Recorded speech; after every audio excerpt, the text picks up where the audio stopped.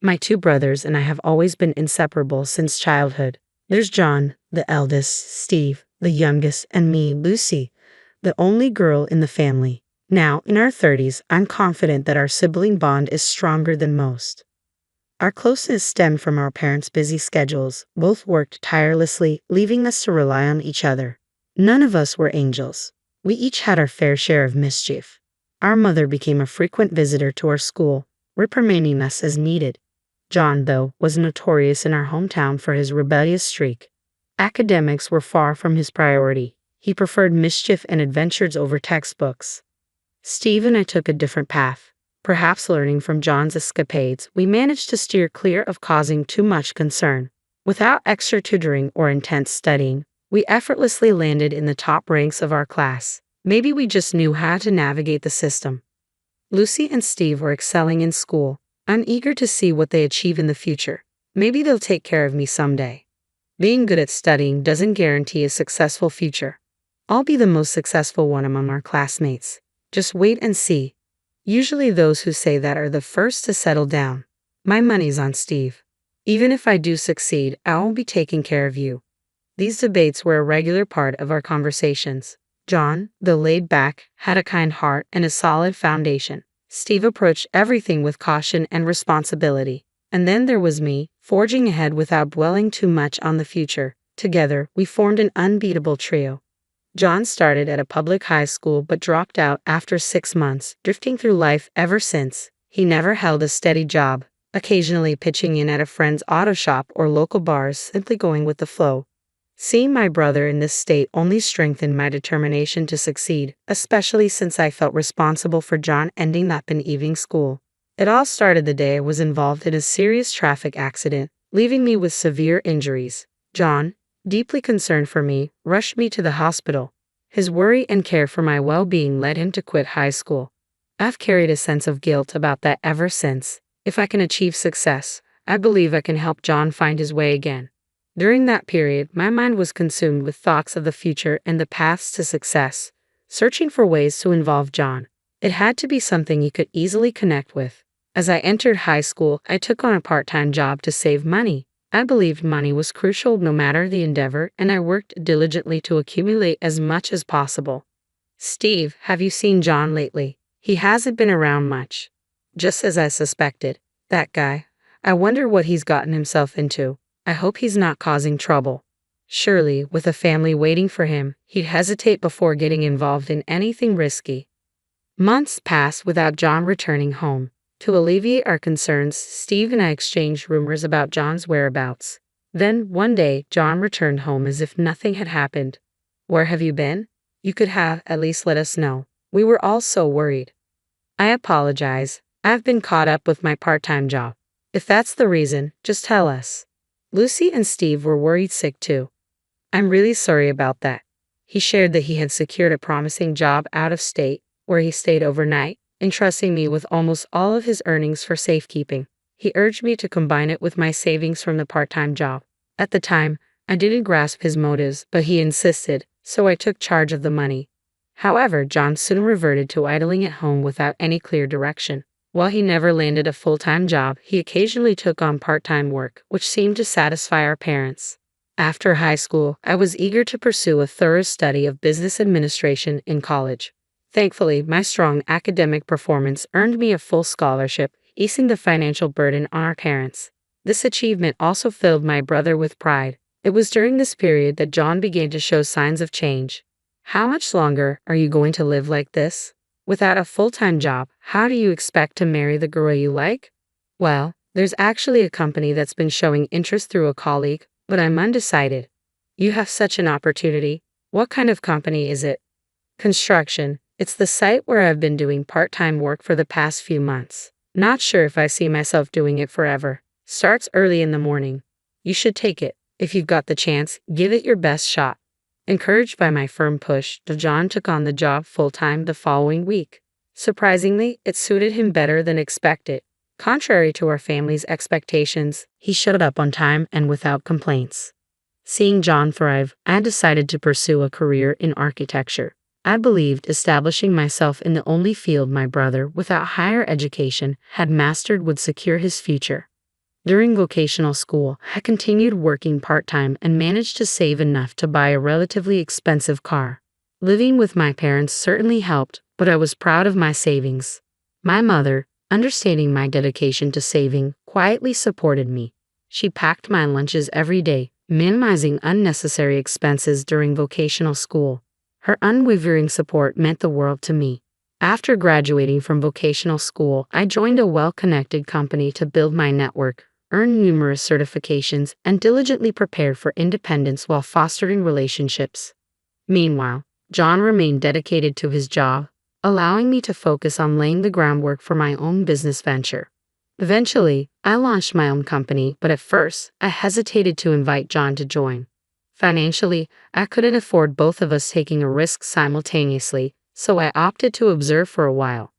I dove headfirst into work, leveraging all my prior preparations, and my carefully assembled team performed exceptionally, following my lead. We enjoyed a strong start. During this time, John moved out of our parents' home and began living independently, which made our meetings less frequent. I, too, was consumed with work and couldn't keep in touch regularly. A year into running my business, I finally extended an official offer to him. John, my company is finally stable now. I have something else to offer you. What I want to do next is expand the business further, and I need your help. Can you assist me? I don't think there's anything I can do. I want you to become the president of the current company and take a leading role. What? That's impossible for me. You need to consider who you're asking. I'm asking you sincerely and with careful thought. Plus, the money you entrusted to me earlier, I used part of it as capital when I started the company. I convinced John to join me and paired him with the secretary who seemed to click well with him, ensuring he learned all the ropes of the company. Taking on the role of chairman, I focused on supporting John while laying the groundwork for our next venture. My childhood dream was to create charming and Instagram-worthy cafes that could rival any others. Excited to pursue this vision without compromise, I immersed myself in studying the restaurant industry. Around this time, my younger brother Steve embarked on his path to becoming an architect, a plan I had suggested. Steve would design buildings while John oversaw their construction. It was the perfect synergy. Naturally, I took responsibility for securing enough projects to sustain us, diligently preparing to turn this vision into reality in the near future.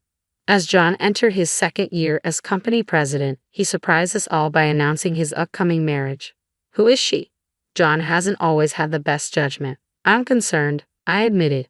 I'll introduce her to everyone soon, John reassured us. We look forward to meeting her. John's impending marriage brought mixed emotions for me. We had always been a tight-knit trio, so the thought of an outsider joining us unsettled me. Nevertheless, I knew I had to set aside my unease and celebrate my brother's happiness. At a family gathering with both sides present, I finally met John's fiancée, Bella. While I didn't outwardly oppose their union and things appeared to progress smoothly, I couldn't shake a sense of distrust from our first interaction. Bella, I'm Lucy, John's sister. Please take good care of my brother, I said, masking my reservations with a polite smile. It's wonderful to have such a caring sister. If you ever need anything, just let me know. Sure.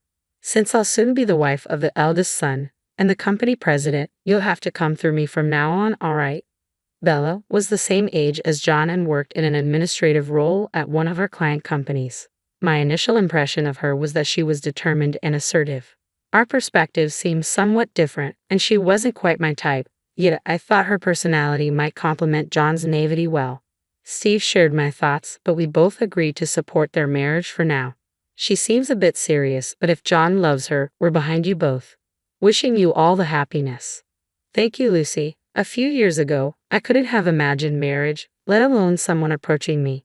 From then on, I was constantly on the move due to the new projects we had undertaken, making my days incredibly busy. Meanwhile, John was fully occupied with wedding preparations, spurred on by Bella's desire for an early ceremony. Before we knew it, the wedding day had arrived. Since the family gathering, I hadn't seen Bella or John. John, it's been too long. I've been caught up, but today I'm here to enjoy. Good to see you. Take a moment to relax and enjoy the food and drinks. As John prepared to marry, I couldn't help but feel a pang of sadness. The three of us had always shared laughter and conversation. Before the ceremony, we managed to exchange a few laughs, and seeing John's happiness, Steve and I felt reassured. As the ceremony began, I savored a delightful meal, catching up with Steve and my parents after a long time apart. Our company's employees were seated diagonally behind our family, lively in their own conversations. It was during this chatter that the bride and groom began visiting each table in order. John, Bella, congratulations on your special day. Thank you, and thanks to everyone for being here. Thank you all for coming. From now on, my husband's team is my team. I expect your continued dedication and hard work. I couldn't believe my ears. In the midst of the wedding ceremony, what was Bella saying? Unable to hold back, I responded. Bella, the employees are strictly part of my brother's company. They aren't your employees. Oh, I'm well aware of that. My dear, opinionated sister-in-law, you're part of the family now. Her tone was mocking and it cut through the air, momentarily chilling the atmosphere. But then, unexpectedly, laughter erupted from the employees seated nearby. What? I'm going to be the wife of your CEO. Are you mocking me? Bella, please. Bella, do you know who our chairman is? Huh? Chairman? I haven't been introduced to anyone like that. I don't know. It appeared John hadn't briefed her and she was unintentionally rude to me due to her ignorance. Those in the know couldn't help but chuckle at the situation. The reception hall, once lively, fell silent, the mood shifting dramatically. I never expected you to say something like that here. It's disappointing. Huh? I'm marrying the CEO, becoming the spouse of the most important person. Isn't that natural? The reason I stand here today is all thanks to Lucy. She founded the company and appointed me CEO. Everything is thanks to Lucy. She's our chairwoman. What? What's this? Why wasn't I informed? Realizing she was the only one unaware, Bella was furious. Despite her inner turmoil, she should have maintained a smile throughout the reception. I apologize, but given your true feelings, I've reconsidered. Let's consider this marriage null and void. John, that's extreme. I've shown poor judgment. I apologize to everyone. John bowed deeply to the guests in the hall. The wedding ceremony came to an abrupt end, and people dispersed. Later, I learned that Bella had grown up in poverty, dreaming of marrying a wealthy man for a better life. Meeting John, she seemed determined to fulfill that ideal. After the disrupted ceremony, Bella repeatedly begged John to reconsider, but he remained resolute in his decision to end things. During their relationship, Bella had always appeared respectful and reserved around John, so her confrontational behavior towards others surprised him. He confided in me that he found it difficult to trust women and intended to focus solely on his career. His dedication paid off, and he excelled at work. Meanwhile, my dream of expanding our shops became a reality, and Steve achieved his goal of joining our company after passing his exams. Despite our professional achievements, all three of us remained single, which was a source of quiet sadness. I remembered our rare gathering together. Do you have anyone in mind to marry, Lucy? I'm really into my work right now. Marriage and kids aren't on my mind yet. Same here. As long as we're happy, that's what counts. I'm not keen on marriage either. How about building a house then? John could move back and we could all live together. Steve's proposal caught me off guard amid our busy lives. Over the years, we've focused on ourselves, but now the idea of following in our parents' footsteps and caring for them seemed fitting. While the company was making progress and taking shape, there was still much to do before we could call it a success. Starting with a home as a base and building our future together sounded like a solid plan. I rarely agreed with Steve's suggestion. Steve, that's brilliant. What a wonderful idea. Exactly. Steve, you handle the design. Lucy, find us the perfect plot of land, and I'll build us a spectacular house. This was the exact scenario I had always dreamed of, achieving something together with my brothers. We'd been a team since childhood, and I'd always hoped we could carry that bond into adulthood. My brothers and I, right then, I felt fearless about the future. Even if I never marry or find a partner, I have strong allies by my side. With them, I'm confident I can continue pursuing what brings me joy. I grew up in a modest middle-class family in suburban Chicago. Life was pretty predictable back then. My father dedicated 27 years to the police force before he retired, and my mother, Nora, continues to work as an office manager at Lincoln Elementary. They did their best to provide for us, and although we weren't rich, I never felt we lacked anything important. I'm Hazel, though I was known by that name until I got married and became Hazel Reynolds. After earning a degree in accounting from college, I secured a position at Anderson and Partners, a well-established, mid-sized firm. The job paid well and offered consistent work. My daily routine was uneventful: wake up, work, return home, and repeat. That was until a fateful rainy day in October changed everything. I was in a hurry to grab my morning coffee from Starbucks when I accidentally bumped into Owen. In my rush, I spilled my coffee all over his expensive suit. Mortified, I began apologizing profusely, offering to cover the dry cleaning costs. To my surprise, he just laughed it off and suggested I could make it up to him by joining him for dinner that evening. That dinner led to many more, and soon, Owen became a significant part of my life. He was unlike anyone I had ever dated. He was the son of Hudson and Riley, the affluent owners of Reynolds Industries, a major manufacturing company in the Midwest. Despite his family's wealth, Owen never made me feel inferior. He appreciated that I came from a real family, as he put it. The dynamic shifted slightly when he introduced me to his parents at their expansive Lake Forest mansion. Riley scrutinized me as if I were an inconvenience, barely concealing her disdain. During dinner, when discussing my background, my father's career in law enforcement, and my mother's job at the school, she reacted as though they were outlaws, not hardworking, respectable people. Despite the chilly reception from his parents, Owen proposed 3 months later, and I accepted without a second thought. Our wedding was an affair of mixed emotions, attended by his parents who managed only to offer strained smiles and formal congratulations. After a beautiful honeymoon in Bali, we moved into a luxurious apartment in downtown Chicago. The apartment was spectacular, with sprawling views of Lake Michigan, a stark contrast to the simplicity of my childhood home. Life felt like a dream, especially when I discovered I was pregnant 2 months later. Owen was overjoyed, and even his parents seemed to warm up to the idea, though Riley backhandedly commented on the baby's good breeding on one side.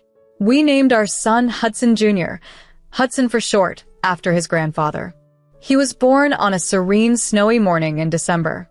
Holding Hudson for the first time made all the hardships fade away. Riley's constant criticisms, the whispers at company parties about how an accountant had snagged the boss's son. All of it paled in comparison to the joy of being Hudson's mother. Those first couple of years were genuinely happy times.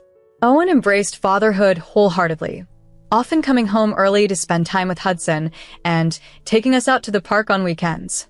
Despite the rocky start and ongoing challenges, those moments made everything worthwhile. Owen was prospering as the deputy chief manager at Reynolds Industries, while I juggled part-time accounting from home, caring for our son Hudson and managing the household. Riley and Hudson, my in-laws, weren't particularly fond of me, but they adored Hudson, lavishing him with pricey gifts and insisting on frequent visits. However, as Hudson approached his 3rd birthday, I noticed a shift. Owen started returning home increasingly late, citing intense work projects as his excuse, claiming they were too complex for me to understand. The man who once hurried home to spend time with his son now barely made it back for bedtime. Then, one windy Thursday, Riley arrived unexpectedly at our doorstep, her designer scarf unaffected by the gusts. "Explain why you missed the company's annual gala last night," she demanded, entering without an invitation. Confused, I replied, "What gala?" She accused me of feigning ignorance about the Reynolds Industries Anniversary Gala, a key event where Owen had told everyone I was unwell. That night, after Riley left, I stayed up waiting for Owen, who didn't return until 12:10 p.m. When I confronted him about the gala, he dismissively remarked that I wouldn't fit in with the sophisticated crowd of executives' wives who could effortlessly chat about art, wine, and vacation homes in the Hamptons. Feeling belittled, I expressed how he should be proud of me as his wife, not ashamed. Owen confessed that while my simplicity was once charming, his current status as a deputy chief manager required a spouse who could blend into more elite circles. I cried myself to sleep, hoping his stress was temporary and that our relationship would mend. But I feared our bond had suffered irreparable damage. The turning point came on a mundane Tuesday evening. Owen had texted that he'd be working late again, and during my usual cleaning, I noticed his laptop left open with his email visible. Driven by a gut feeling, I started reading an email chain between him and Stella, a new marketing executive at Reynolds. The messages revealed a hidden relationship, with mocking references to me as the village idiot and plans for continued liaisons. Heartbroken, I collected evidence of the affair, emails, messages, and photos of trips and gifts that were meant to be business-related. When Owen stumbled in at 6:27 a.m., disheveled and unkempt, I confronted him with the evidence. His reaction was one of mockery. He laughed and stated bluntly that I was never enough compared to Stella's sophistication and allure. This betrayal shattered the remnants of our strained relationship, revealing the depth of deception I had been subjected to. It had been a long while since he'd made an effort to dress well for me. Instead, he busied himself with other pursuits while I devoted myself to raising our son. Over coffee, as casual as if discussing the weather, he laid out his plans. "We'll stay married officially. It's better for my image at work," he declared. Stella was in on this arrangement, and he hinted, with a cruel smirk, that maybe he'd make time for me occasionally, if I was lucky. With my heart pounding and hands trembling, I packed some essentials and gently roused our son, who was soundly sleeping with his teddy bear. "We're going to stay with Grandma and Grandpa for a bit," I whispered. As we readied to leave, he watched from the doorway, taunting, "You'll come back. Where else could you go?" Ignoring his words, I took our son and left, tears streaming down my face as I drove to my parents' home. My mother, clad in her bathrobe, instantly understood the situation from my tear-streaked face and enveloped me in a comforting embrace. 3 days later, Riley, with a smug grin, delivered the divorce papers to my parents' doorstep. "I always knew you weren't good enough for my son," she sneered as she handed me the envelope. But the divorce was just the beginning. Owen was now seeking full custody of our son, with his lawyer painting me as an unfit mother, accusations that couldn't be further from the truth. During the custody hearing, his lawyer depicted me as unstable and jealous, allegations that felt like a slap in the face. Thankfully, I had gathered ample evidence. My lawyer presented emails between Owen and Stella, revealing his infidelity and his disdain towards me. The judge's demeanor shifted upon seeing the timestamps on the emails, proving that my reactions were based on his deceptions, not jealousy or instability. The judge ruled in my favor, granting me primary custody and assigning Owen limited visitation rights, along with a significant child support obligation. I returned to full-time work at an accounting firm, and my parents became indispensable, turning their golden years into dedicated grandparent duty. Life found a new, honest rhythm, devoid of the former chaos. One Saturday, a black Range Rover pulled up. Owen stepped out, sharply dressed, followed by Stella, who looked disdainfully around in her designer attire. "I'm here to see my son," Owen announced, barging past me. Stella's expression of distaste didn't falter as she followed him inside, marking yet another challenging chapter that lay ahead. She glanced around our cozy living room, its furnishings showing signs of wear but exuding comfort. Bursting into laughter, she scooped up one of my mother's treasured family photographs. "This place is a total wreck," she mocked. "It's like a doghouse." I bristled at her words. "Watch your language," I cautioned. She spun towards Owen, her voice dripping with disdain. "Owen, darling, you can't possibly think it's okay for your son to live here. And these people," she waved dismissively at my parents who stood stunned in the doorway, "they're not fit for this. They should be nowhere near raising a Reynolds heir." "Get out," I demanded, my voice quaking with anger. "Both of you, leave my parents' home now." Owen scoffed. "Or what?" "That's enough. Hazel," I declared, my patience frayed. "I'm not playing nice anymore. I'm taking Hudson, and I'm going to make sure you regret this. You think you've won in court? Just wait." I pushed them towards the door. "Leave now." "Come on, Owen," Stella cooed. "This dump probably has fleas." As they drove off, I wrapped my arms around my parents. My mother was in tears, and my father's fists were clenched in barely restrained fury. Watching their car disappear, a new resolve solidified within me. Anger had replaced fear. The next evening, as I sat brooding over a cold cup of coffee, my dad joined me at the kitchen table. You know, sometimes the best defense is a good offense, he remarked.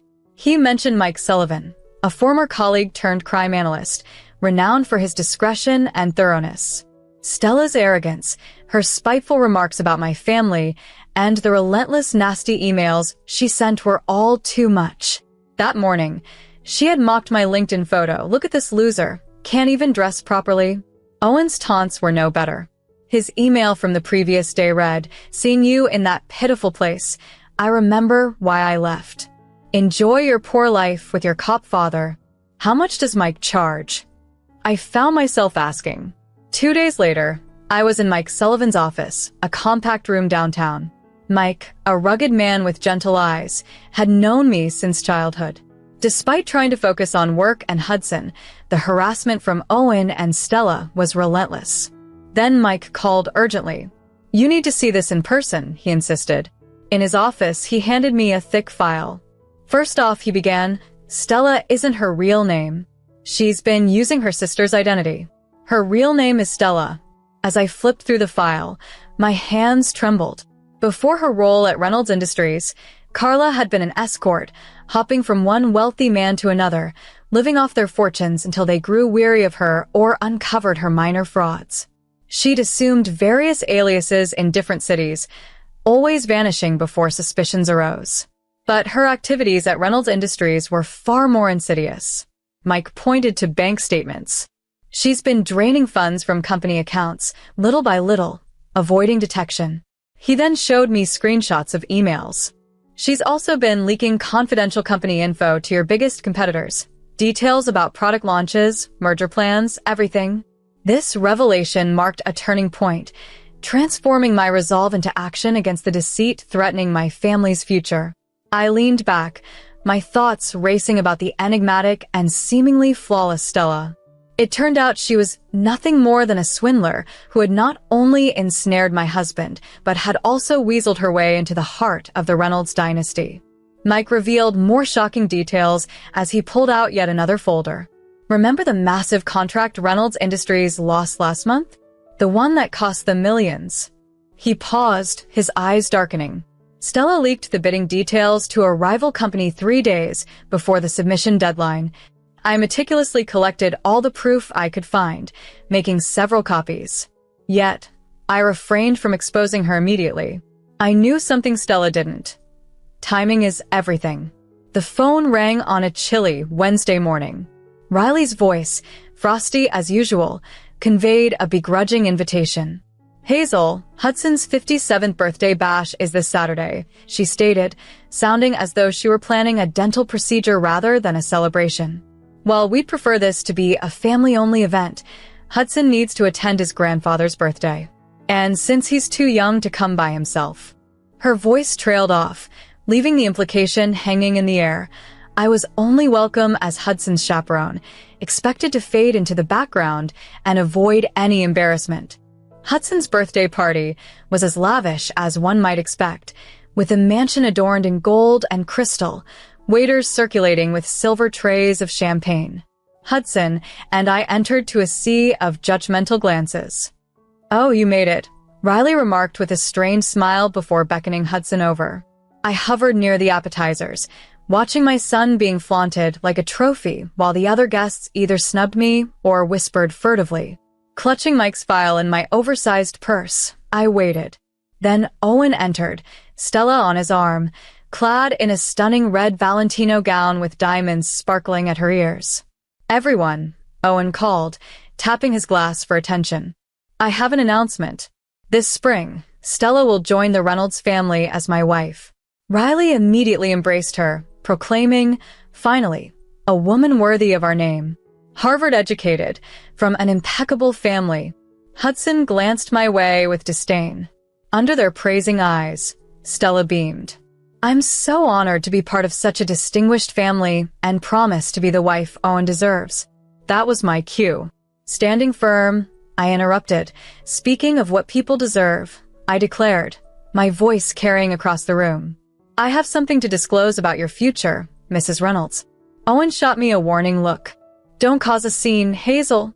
Ignoring him, I presented the first piece of evidence. "Tell me, Stella, Or should I call you Stella?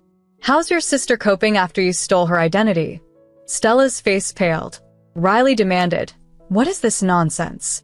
I continued, "Did she forget to mention that she's been living under her sister's identity? The real Stella is a school teacher in Minnesota. This woman," I pointed at her, "is Carla Larson, a former escort and con artist." I continued to uncover more shocking revelations. Bank records revealed that she had been siphoning funds from Reynolds Industries. Then, there were the emails that left no doubt. She had been betraying the company by leaking secrets to Wagner Manufacturing and Collins Corp for months. When Hudson grabbed the documents from me, his face fell. "The Wagner deal, the Collins merger, it was you all along." "I can explain," Stella stammered, retreating as Owen's expression darkened menacingly. "The real Stella," I declared, unable to hide my satisfaction, "has a colorful past. 7 cities, 7 wealthy men, 7 scams. And it looks like Reynolds Industries was set to be her next victim." A hush fell over the room as they absorbed the evidence. Owen looked baffled, Riley horrified, and Hudson's anger escalated by the second. Stella's facade cracked, and the once elegant birthday celebration descended into chaos. Hudson, his face reddening with fury, sifted through the damning documents. "Get out," he roared at Stella, who was desperately trying to concoct excuses. "Leave my house before I call the police." "But Hudson, darling," she pleaded, reaching for his arm, "these are all lies. I can explain everything." "Explain," he thundered, waving the documents at her. "Explain how you sabotaged the Wagner deal, a contract worth $10 million? And Collins, our biggest rival. You've been feeding them our secrets." Riley, who had been silently reading through the records, looked up with icy disdain. "You common fraud," she spat out. "You thought you could deceive your way into our families?" Stella edged towards the door, her designer heels clicking against the marble. "Owen, baby, tell them it's not true," she pleaded. But Owen was pale, staring at the photos of Stella with various affluent men. "If you're not off my property in 27 seconds, Hudson threatened quietly, "I'm calling the cops, and believe me, you'll be seeing our lawyers." Stella hurried out as Hudson then turned to his son. The guests might have appeared engrossed in their champagne, but all eyes were on them. "You brought this woman into our company," Hudson accused Owen, "gave her access to sensitive information just because you liked her looks." "Dad, I had no idea," Owen protested. "That's just it, you didn't know. Didn't bother to check, thinking with everything but your brain," Hudson snapped. "You're fired, Owen. Clear out your office by tomorrow. And the apartment you're in? Company property. Find somewhere else." Riley, unusually quiet until now, turned to me.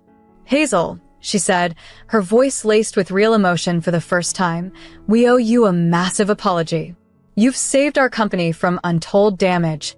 Hudson nodded in agreement. "We were wrong about you, very wrong. You've proven yourself truly deserving of the Reynolds name, unlike others." 3 days later, Stella was arrested at O'Hare Airport, trying to flee to the Cayman Islands. The evidence I had collected, along with what Reynolds Industries lawyers had uncovered, was irrefutable. After the revelation at Hudson's birthday party, everything changed. It's been 6 months, and I now live in a simpler apartment, less lavish than the one I shared with Owen, but ideal for Hudson and me. The Reynolds family gifted it to us, a gesture of gratitude for exposing Stella's deceitful plots. "It's the least we could do," Hudson had remarked as he handed me the keys, acknowledging the ordeal. The apartment is nestled in a family-friendly neighborhood near reputable schools. Hudson's room bursts with superhero posters, and my modest home office offers a serene park view. Unlike the ostentatious penthouse, this place truly feels like home. Owen, now in California, maintains his bond with Hudson, calling every Monday at 8 p.m. Their chats are brief. Hudson is young and not much for long conversations, but Owen's effort to stay connected as a father, despite the distance, is clear. He never asks to speak to me, and I'm at peace with that. Some relationships are better left in the past. Life has taken a turn with the Reynolds as well. Riley visits weekly, bringing gifts not just for Hudson but for me too, like the stunning orchid last week. In a surprising turn of events, Hudson and Riley hosted a dinner for my parents. The last encounter at my wedding had highlighted our different backgrounds, but this time, the atmosphere was warm and inclusive. Hudson showed a genuine interest in my father's police stories, while Riley and my mother bonded over gardening tips. Nora, Riley addressed my mother warmly as the evening concluded. "You and FY have raised a remarkable daughter. I'm sorry we didn't see it sooner." My mother, with her inherent dignity, simply replied, "Sometimes, it takes others a while to catch up.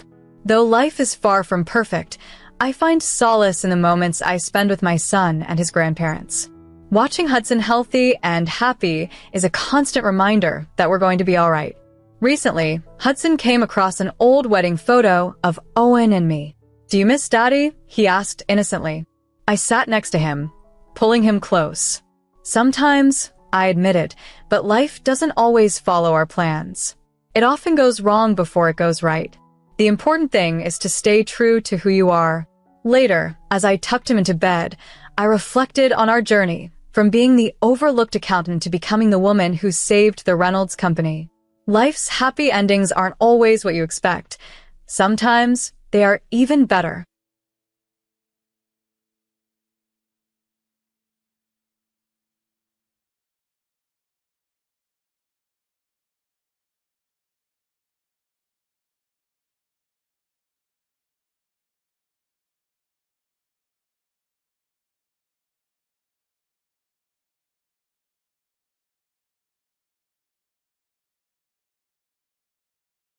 At 30, love was the last thing on my mind.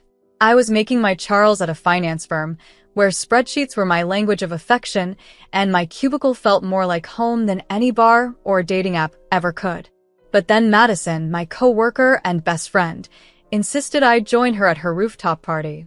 Known for her knack of pulling me out of my comfort zone, Madison had gathered an eclectic mix of artists, musicians she knew, and a few of our more conventional office mates.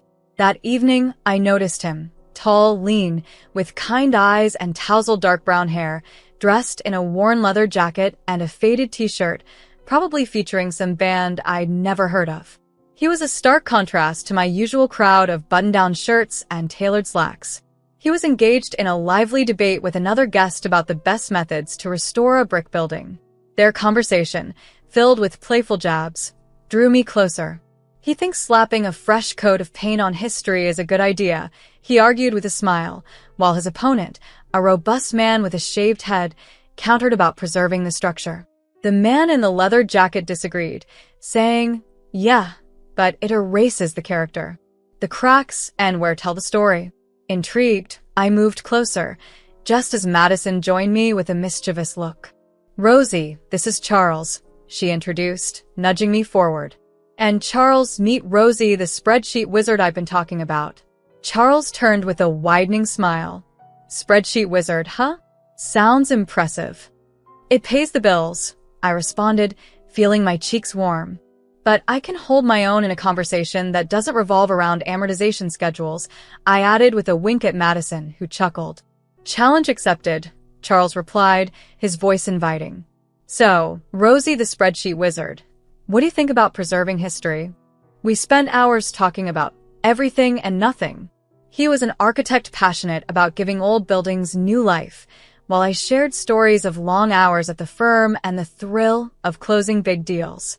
Our conversation flowed effortlessly, without any awkward pauses. As the night drew to a close, we found ourselves by the railing, overlooking the glittering city skyline. The cool air raised goosebumps on my arms. "This was fun," I admitted, my voice betraying a hint of surprise. "Yeah," he agreed, his eyes still on the city lights. "I wouldn't mind doing this again sometime." "Me neither," I blurted out, more quickly than intended. Our connection led to meeting Charles's parents, Bianca and Lincoln, at a fancy restaurant they chose. Initially, the conversation flowed smoothly as we discussed the wedding plans and the venue, an old, beautifully converted library. The caterer I was fretting over turned out to be more expensive than I anticipated, as their focus on organic, locally sourced canapes drove up the costs. Then, Dinner with my fiancé's parents took an unexpected turn. Halfway through her lobster soup, which she amusingly called bisque with a thick, affected accent, Bianca suddenly fixed me with a piercing look. "So, Rosie," she began, patting her mouth with a napkin. "Charles tells me you're in finance."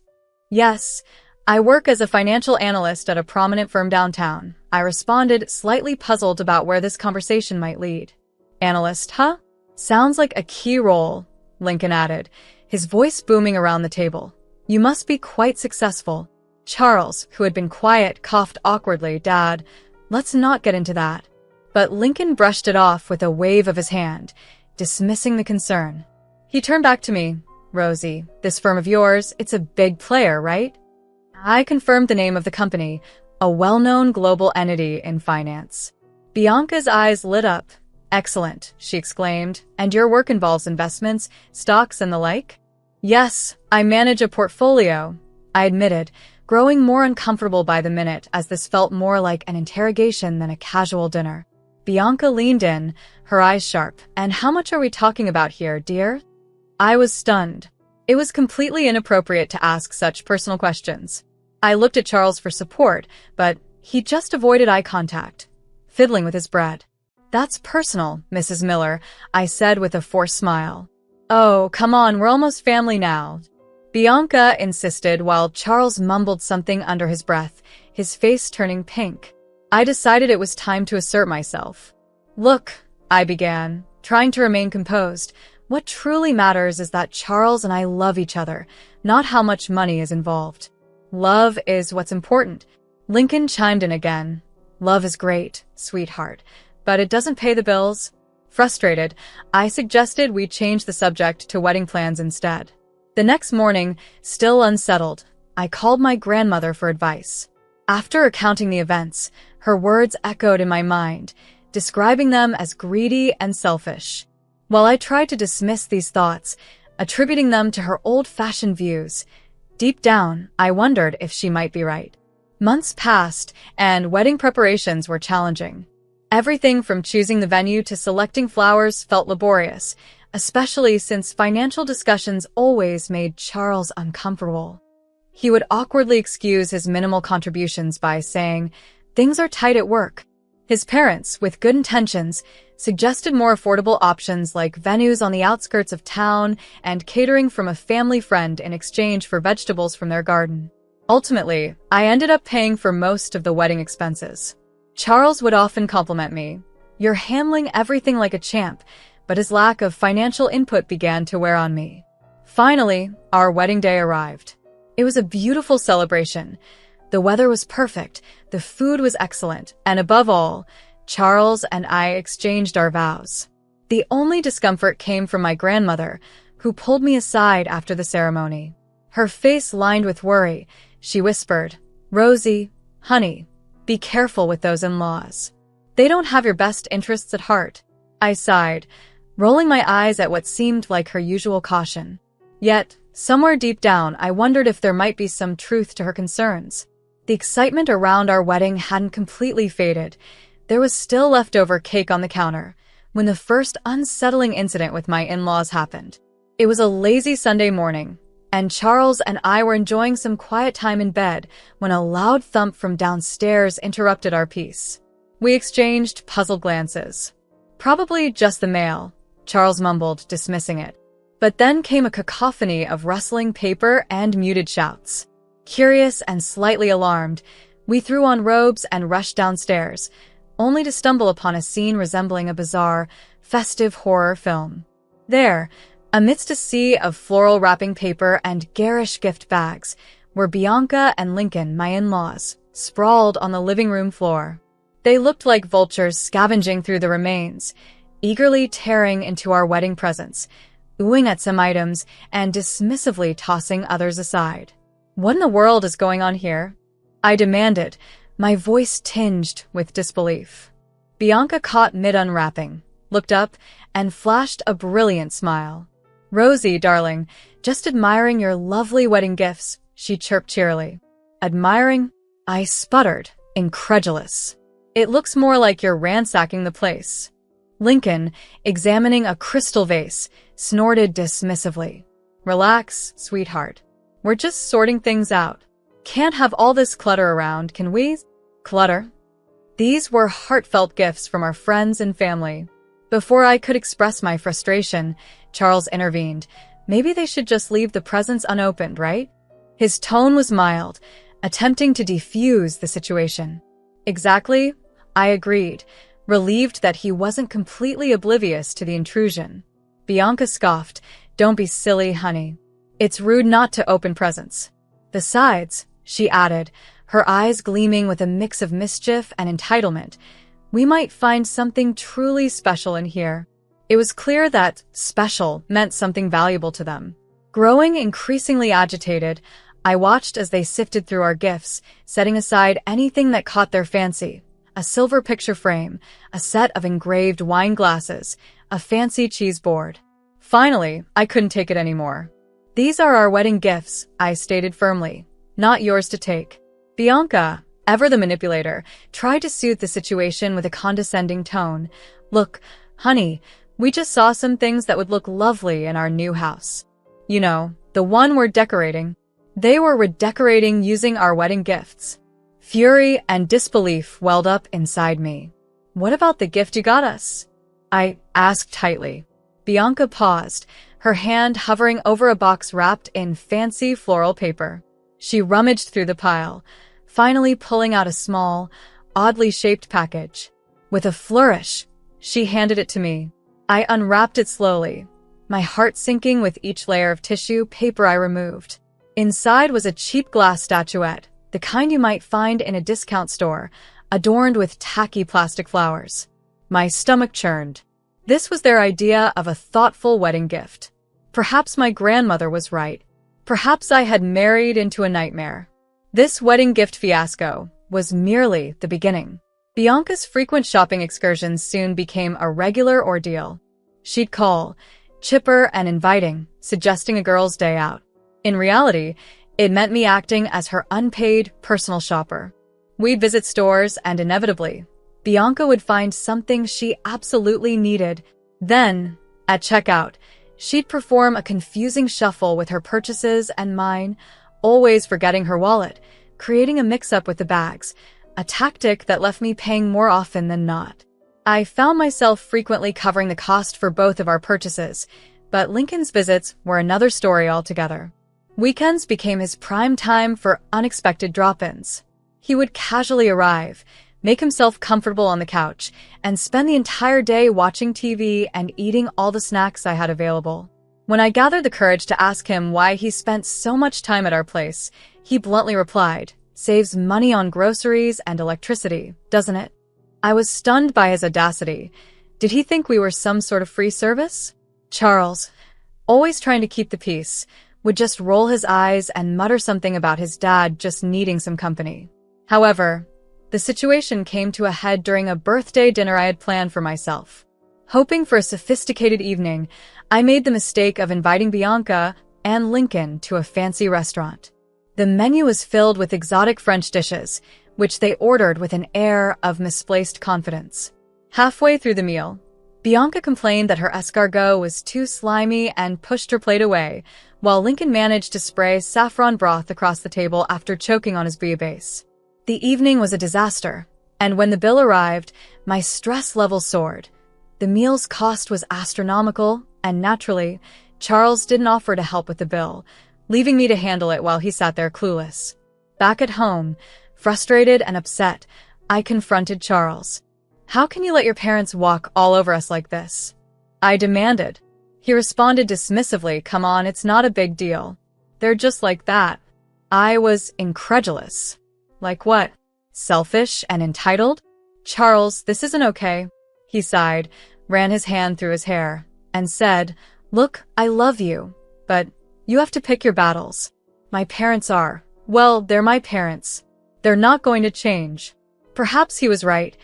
Maybe I had been naive to think I could change them or mold them into the ideal in-laws I had envisioned. But the harsh reality was clear. Bianca and Lincoln were set in their ways, and that wasn't going to change. The birthday dinner fiasco was a turning point, but not an end point. Their approach to gift-giving soon became painfully obvious. They would give us cheap, impersonal items during holidays and expect lavish gifts in return. For example, they gifted us a framed picture of a lighthouse for Christmas, then expected a top-of-the-line espresso machine for Mother's Day. Any mention of the disparity in gift values would result in a lecture about family and the importance of not keeping scores. In contrast, my grandmother, bless her soul, would never dream of asking for anything extravagant. Whenever I asked her about holiday gifts, she would simply say, "Honey, I have everything I need. Just come visit. That's all that matters." Meanwhile, Bianca and Lincoln treated gift-giving like a competitive sport. They would show up unannounced, a triumphant look in their eyes, brandishing their latest finds: a chipped ceramic fruit bowl for Christmas, a set of mismatched oven mitts with faded cartoon cats for Valentine's Day. Each gift felt like a subtle insult. The final straw came on Thanksgiving this year. Opting for a quiet evening, Charles and I planned to order takeout and watch a movie, just the two of us, hoping for a peaceful night away from the chaos of his parents' antics. As Thanksgiving rolled around, Bianca and Lincoln decided to make an unexpected appearance at our doorstep, laden with shopping bags and wearing self-satisfied grins. "Happy Thanksgiving, sweetie," Bianca chimed as she thrust a brightly wrapped package into my hands. With a sense of dread, I unwrapped the gift to find a gaudy scarf that looked like something from a gas station gift shop. The flowers on it were fake plastic, and the fabric felt like sandpaper against my skin. "It's perfect, isn't it?" Bianca beamed, claiming it matched my new coat, which was a vintage treasure from a thrift store. The scarf, on the other hand, clashed horribly. "Thanks, Bianca," I mumbled, trying my best to hide my disappointment. Lincoln then handed Charles a small box, announcing, "And for you, son, a little something to help you unwind after work." Charles's face lit up as he opened the box to reveal a pack of cheap, drugstore cigars, the kind that smelled like dirty ashtrays and regret. "Thanks, Dad," he said, his smile genuine, apparently pleased with his gift. That moment felt like a breaking point for me.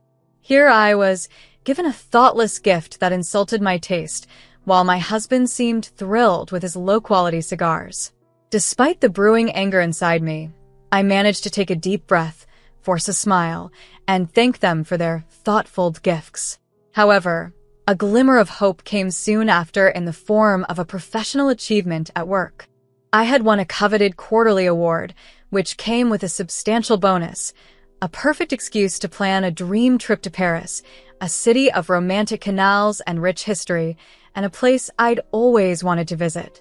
Fluent in French, I felt this was the perfect destination for Charles and me to have some time alone, away from the overbearing presence of his parents. However, news travels fast, especially to those keen on intruding. When Bianca and Lincoln learned of our travel plans, they quickly expressed their interest. "Paris, huh?" Bianca said, her eyes gleaming with an unsettling eagerness. "Sounds delightful. We've always wanted to see those gondolas up close." "Actually," I interjected, trying to remain polite, "this trip is just for Charles and me, a little romantic getaway." Lincoln scoffed, "Come on, Rosie. Don't be selfish. We've never been to Europe, let alone Paris. Think of the pictures." This wasn't just about a photo opportunity with gondolas. It was about taking a much-needed break from their smothering presence. "I'm sorry," I said firmly, "but this is a trip for two." My polite refusal triggered an epic meltdown. They called me selfish and greedy, accusing me of trying to alienate Charles from his family. The worst part was Charles's reaction. Ever the peacemaker, he suggested maybe they could join, and it wouldn't be so bad. That's when I realized this was no longer just about a vacation. This was about setting boundaries, about respect, and about whether our marriage could withstand his parents' constant intrusions. I looked at Charles, my voice cold. "Absolutely not. This is our trip, and they are not invited." The argument that followed was intense and painful. Harsh words were exchanged, and by the end, a heavy silence settled between us, marking a stark realization about the challenges we faced together. We found ourselves increasingly distant within our own home, a cold war festering in the space that had once brimmed with happiness. Days melded into one another, marked by a heavy silence that underscored the growing gap between Charles and me. I avoided any contact with his parents, their mere thoughts evoking a wave of nausea due to their incessant, entitled demands. Charles, meanwhile, maintained his self-imposed isolation, barely uttering a good morning as we crossed paths in the kitchen. Then, on an unassuming Saturday morning, I awoke to an eerily empty apartment, an unsettling pit forming in my stomach. My phone vibrated on the nightstand, its notification tone grating on my already frayed nerves. I glanced at the screen and felt a chill. There were airline ticket confirmations for 3 to Paris, all purchased using my account. As panic clawed up my throat, the grim reality dawned on me. Charles, in a move of breathtaking audacity, had accessed our shared bank account for not only book his ticket, but also 2 others for his overbearing parents, alongside hotel reservations funded by my hard-earned money. The betrayal ignited a furious anger within me, erasing any remnants of affection I still harbored. My fingers raced across my phone screen, canceling the return flights and hotel bookings. With a steely resolve, I then revoked Charles's access to my bank account, an act of defiance against their overwhelming selfishness. A few hours later, my phone rang incessantly. Charles's name flashed on the display, but I let it go to voicemail. The notification for his message popped up shortly after. His voice, tinged with panic and anger, demanded to know my whereabouts and the status of the tickets. I deleted the message without listening. Following this were numerous texts from both Charles and Bianca, a blend of demands, accusations, and veiled threats. Charles's final message, however, elicited a dark chuckle from me. "If you don't give me back access to the account and get us on that damn plane, Rosie, we're done. Consider this your divorce notice." Empowered by this declaration, I took decisive action. I contacted a lawyer, each step towards independence, lifting the weight from my shoulders. Charles's pronouncement of divorce felt less like a threat and more like a liberation. I didn't sit around waiting for him to return, remorseful and defeated. Instead, packing became a cathartic exercise. Clothes were folded into suitcases, knickknacks packed into boxes, each item stowed away, signaling my readiness to move forward from the wreckage of a marriage undermined by disrespect and selfishness. The tacky trinkets and mismatched sets from Bianca and Lincoln remained untouched. I arranged them on the living room floor, creating a garish monument to their selfishness, a final act of defiance before I closed the door on that tumultuous chapter of my life. Arriving at Grandma's house, the familiar scent of cinnamon rolls and the cozy, worn furniture enveloped me like a warm hug. Tears streamed down my face as I poured out my heartache, recounting every painful detail. Grandma listened with a patient, sad smile, her voice soft yet tinged with a hint of "I told you so," mixed predominantly with concern. "Sometimes, honey, you have to learn things the hard way," she said. A newfound determination firmed in my voice. "Maybe this is for the best," I mused. "Now I know what to look for and what to steer clear of." Days later, a sudden knock at the door interrupted the peaceful afternoon, causing my heart to jump. Before I could react, Grandma gently nudged me toward the back room. Peering through the curtains, I saw Charles on the doorstep, his demeanor lost and despondent. "Rosie, please," he pleaded desperately. "Let me explain." Grandma cracked open the door, her expression inscrutable. Charles rushed into a hurried apology, spewing words about realizing his mistakes and wanting to distance himself from his parents.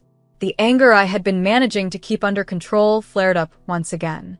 I stepped into the hallway, my eyes cold with fury. "Distance yourself?" I scoffed. "You were about to use my money to take them on a vacation. This isn't about you seeing the light. It's about you being comfortable while I foot the bills and buy your parents gifts." He opened his mouth to protest, but I cut him off sharply.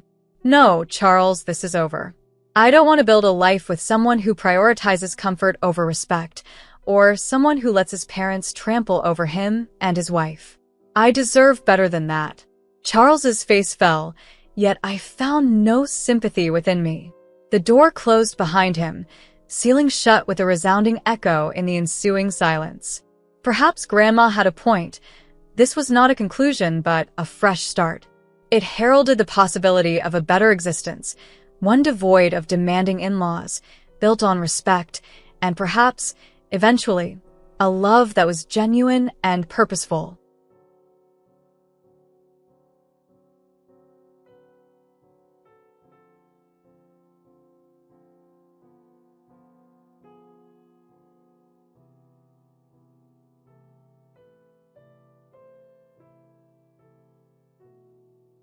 Our meeting seemed like a scene out of a romantic comedy, unfolding at a friend's barbecue, where a mishap with spilled drinks led to our first awkward conversation.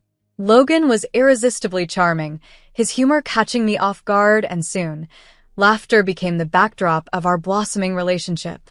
Before long, we were inseparable, our connection so natural it seemed predestined. Our wedding was a dream come true, simple but deeply heartfelt, celebrated with close friends and family. Logan, whose career in finance was rapidly advancing, suggested a prenuptial agreement due to our different financial situations, a practical decision that didn't bother me. My love for him was grounded in feelings, not finances. However, his mother, Margot, was less easy to win over. Her cold demeanor stood in stark contrast to the warmth Logan and I shared, but I was too enamored with our lives to let her skepticism dim my happiness. Even the devastating discovery of Logan's infertility didn't shake my devotion. Instead, it deepened. I poured my heart into turning our house into a warm, loving home, using my savings to buy furniture and appliances. As time passed, however, the initial warmth faded, replaced by a growing coldness I couldn't ignore. Logan's demands increased, his once tender requests now sharp commands. "Make sure breakfast is on the table before I leave, Eliza," he would say, his voice stripped of the warmth it once held. Despite my demanding job at the Department of Health and Human Services, I adhered to his expectations, always striving to prepare fresh, elaborate dinners in the hope of rekindling the love we once shared. But my efforts were overlooked, taken for granted without a single word of gratitude. Conversations that once sparkled with shared dreams turned into verbal battles, his words slicing deeper each time. "This is my house, Eliza," he would snap, diminishing my contributions and presence. Each day, as I cared for our home, the reality of our crumbling relationship became clearer. The idea of being alone, once unthinkable, began to seem like a refuge. One quiet evening, the realization hit me profoundly. The man I married had become a stranger, and the love that once guided me had dimmed into a longing for a life where I was appreciated and valued. As I turned off the lights and headed to bed, the silence of our house echoed the vast distance between us. Alone with my thoughts, I wondered if I might be better off by myself. This wasn't a question I could answer yet, but it lingered in the darkness, a whisper of what might be necessary. With each day, the whisper in my heart grew louder, urging me to rediscover who I was and reclaim the happiness I deserved. Living with Logan had become like living with a stranger, not the man I had once joyfully married. He found fault in everything. The house wasn't immaculate, the dinners too monotonous. No matter what I did, it never seemed to be enough.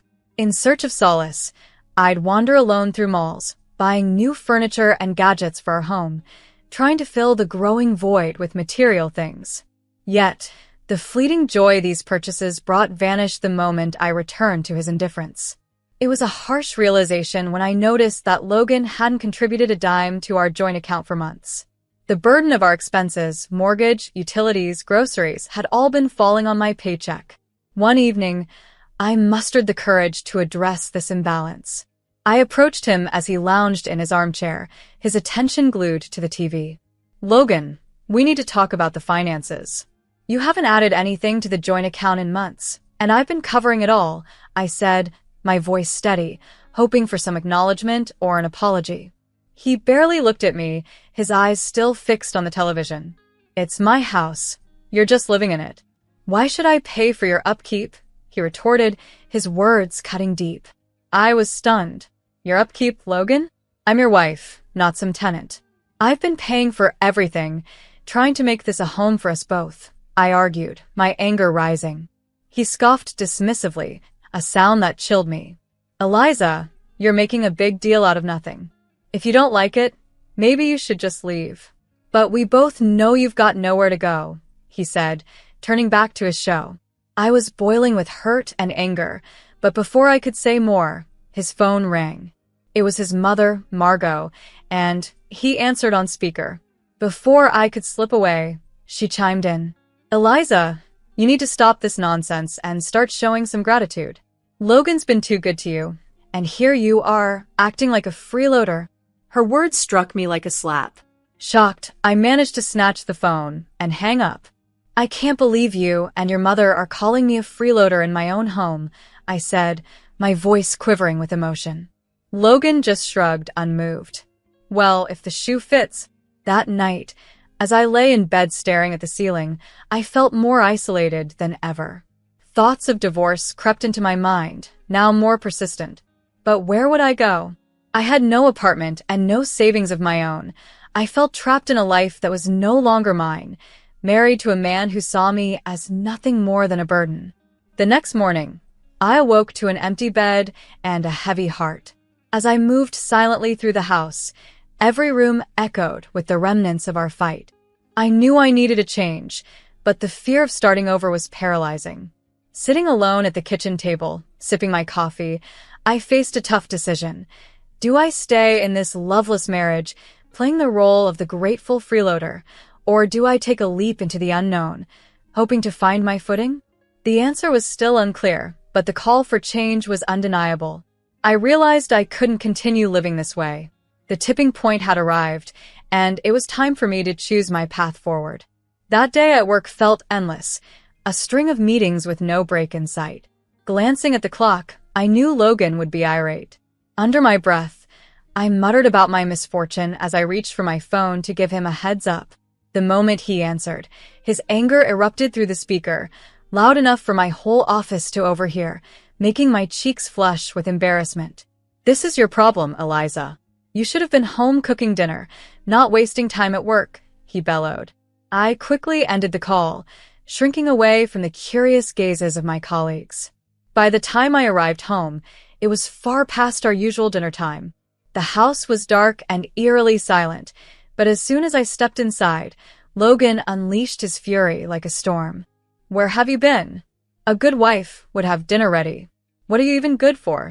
His harsh words felt like daggers, slicing through my last shred of patience. Exhausted and emotionally drained, I responded, Logan, I had to work. You know this project is important, but it was like speaking to a brick wall. A bad wife and a terrible hostess. That's what you are, he shouted, his voice hitting a pitch I had never heard before. Suddenly, he declared, you know what?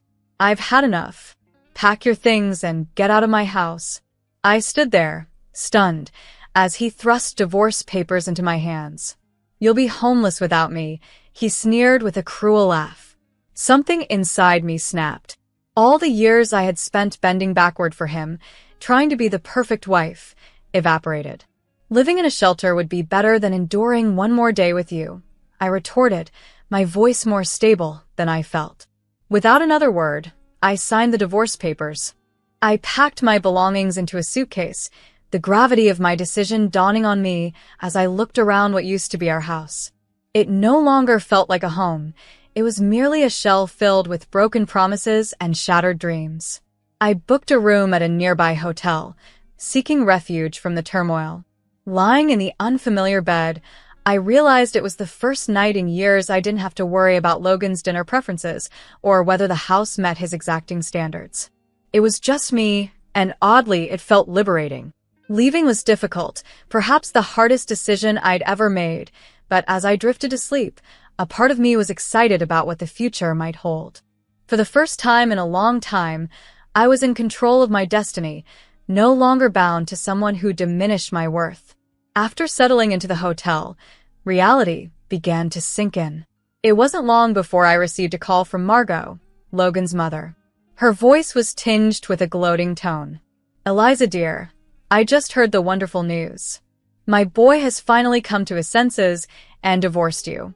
I'm celebrating tonight." Her words, intended to hurt, barely made an impact. I was beyond caring what Margot thought.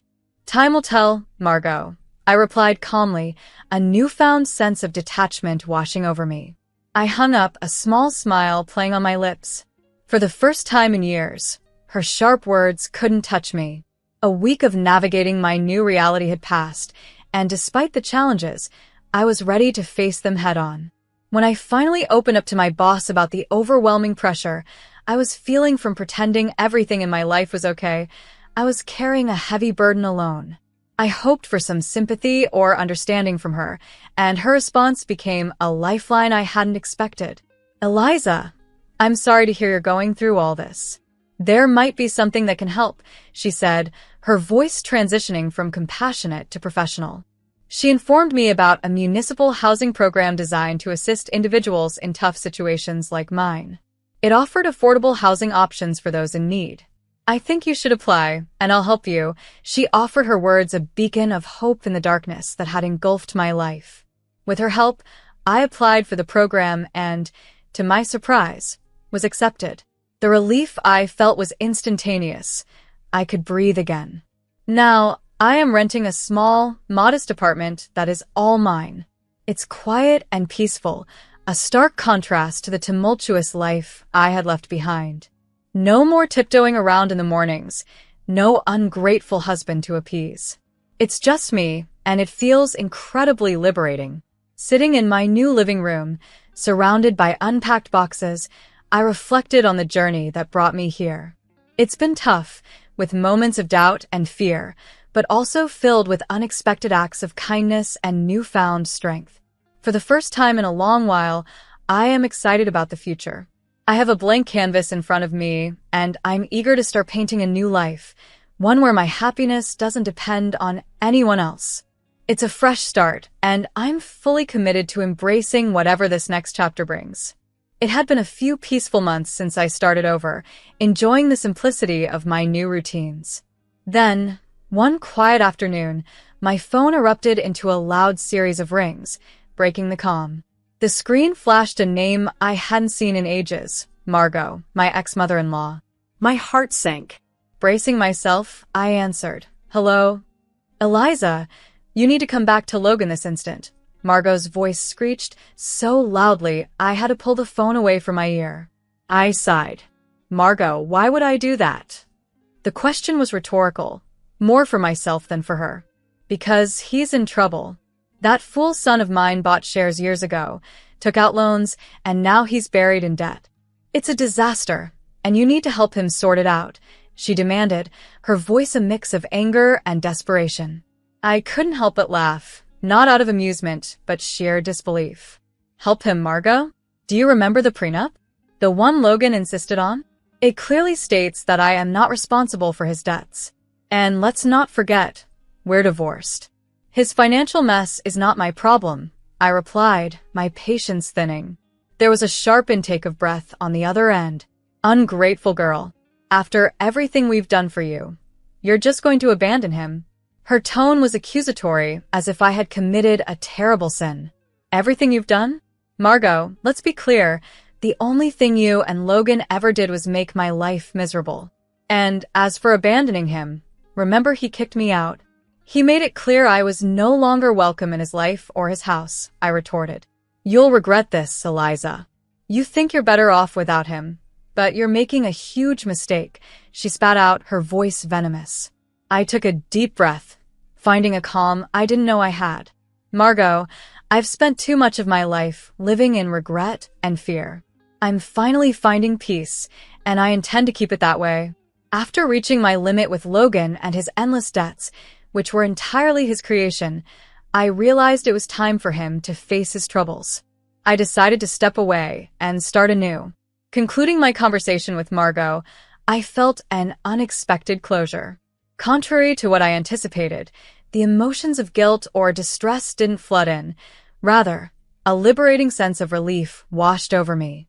Asserting myself against Margot, I had declared my exit from their convoluted family disputes.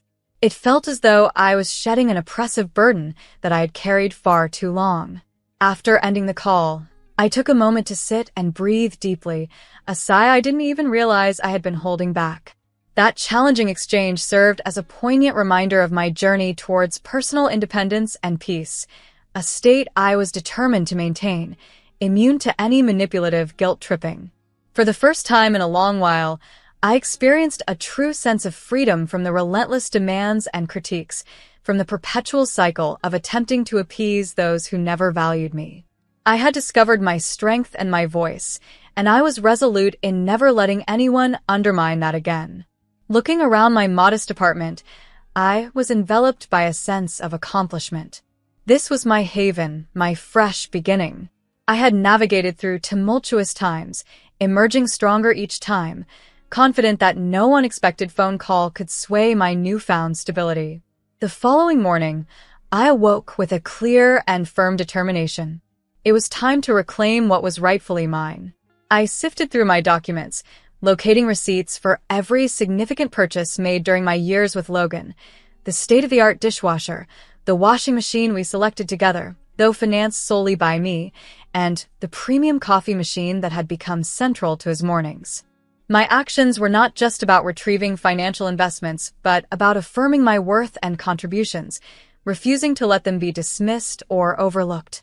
With the assistance of a moving truck and several helpers, I returned to what once felt like home, now just a hollow shell. The quietness of the place stood in stark contrast to the emotional chaos within me. As the movers began to remove the items, a mix of satisfaction and melancholy swept through me. Each piece held memories, but I knew that holding onto the past would only impede my progress. As we wrapped up, Logan's call came through, as inevitable as it was unwelcome. He skipped any form of greeting, immediately questioning, "Where is all my stuff?" I couldn't help but respond with a knowing chuckle. "You mean the items I purchased with my money? I've reclaimed them, Logan. It's my right." His response was a barrage of anger and insults, which once might have intimidated me. But I was no longer that person. "Logan," I said firmly, cutting through his tirade, "I genuinely wish you well, but our paths are parting for good." With that, I ended the call and blocked his number, a definitive action to cut the last tie to a past that no longer served my interests. As the truck pulled away, my heart felt lighter than it had in years. This moment was not just about reclaiming my belongings, it was about reclaiming my life and independence. Reclaiming my self-worth was a journey, and I knew there would be challenges, but for the first time in a long while, I felt equipped and ready to tackle them on my terms. 7 months down the road, life had transformed in ways I hardly dared to imagine. I had secured a cozy apartment in a charming part of town, all thanks to a social housing program my boss had mentioned. The arrangement was perfect, a manageable down payment followed by small, stretched-out installments. For the first time, I wasn't just making ends meet. I had some financial breathing room to indulge myself without having to consider anyone else's needs. The day I received the keys to my apartment was unforgettable. I stepped through the door, overwhelmed by a sense of ownership. The apartment was a blank canvas, and for the first time in years, I was free to design my life without any compromises or sacrifices. I bought some paints and canvases, reconnecting with the girl I once was, the one who delighted in the simple joy of painting lost in her creative flow. I even dared to paint a self-portrait, seeing myself in a new light, a woman who had weathered many storms and emerged stronger, a woman who defined her worth. It felt like I was truly seeing myself for the first time, beautiful, self-reliant, and yes, a little selfish, but in the healthiest way possible. Then there was Max, my scruffy little dog with eyes too big for his face, but a heart to match. Adopting him felt like the final piece of my new life falling into place. Together, we became a duo, making the apartment feel truly like home. One evening, as Max and I curled up on the couch, I received a text from an old friend I hadn't seen since my tumultuous divorce. "Heard you're doing well. Coffee sometime." I replied with a smile. "Yeah, life's good. Coffee sounds great. My place. I've got some art to show off." Her response came quickly. "Look at you. All artsy and independent. Can't wait to see it and meet Max." Laughing, I set the phone down and looked around my little sanctuary. It's funny how life unfolds. I once thought I needed a husband, a big house, and a certain lifestyle to be happy. Now, here I was in a modest apartment with my dog and my art, feeling more fulfilled than ever. "We're doing just fine on our own, aren't we, Max?" I asked, scratching behind his ears.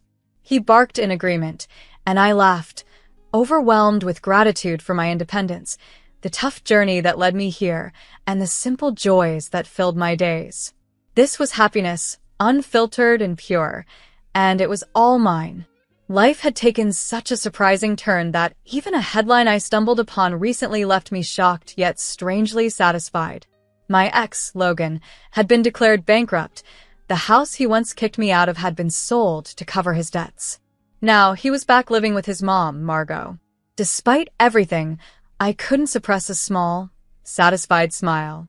Breaking free from him was undoubtedly the best decision I ever made.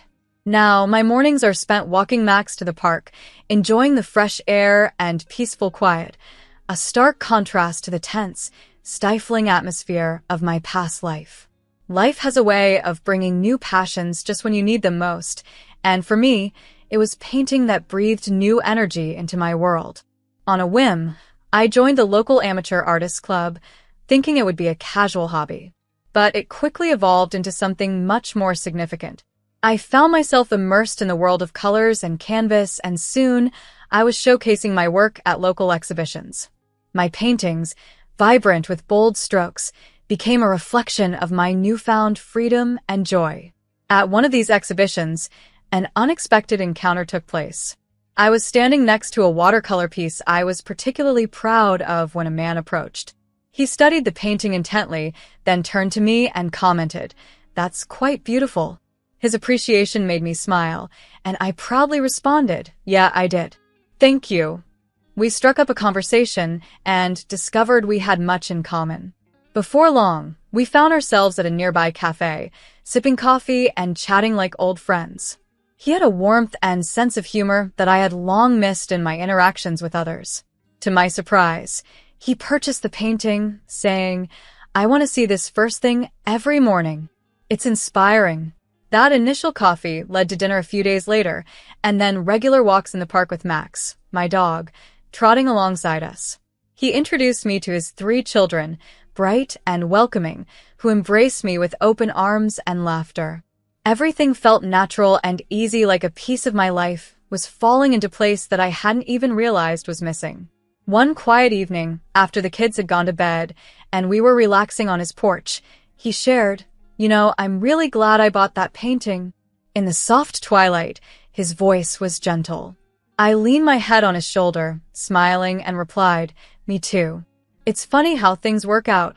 Reflecting on my journey, from feeling trapped and hopeless in a stifling marriage to now standing on the threshold of something beautiful and new, I felt liberated from the shadows of my past.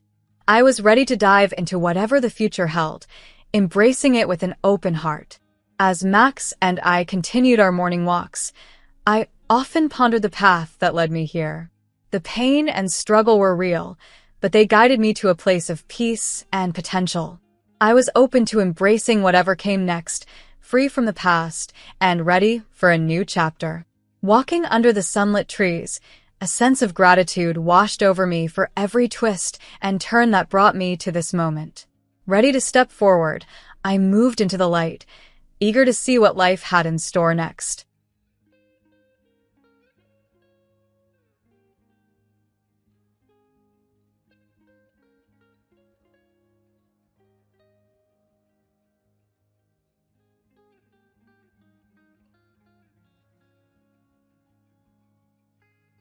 My name is Stella, and I want to share the roller coaster journey my life has taken.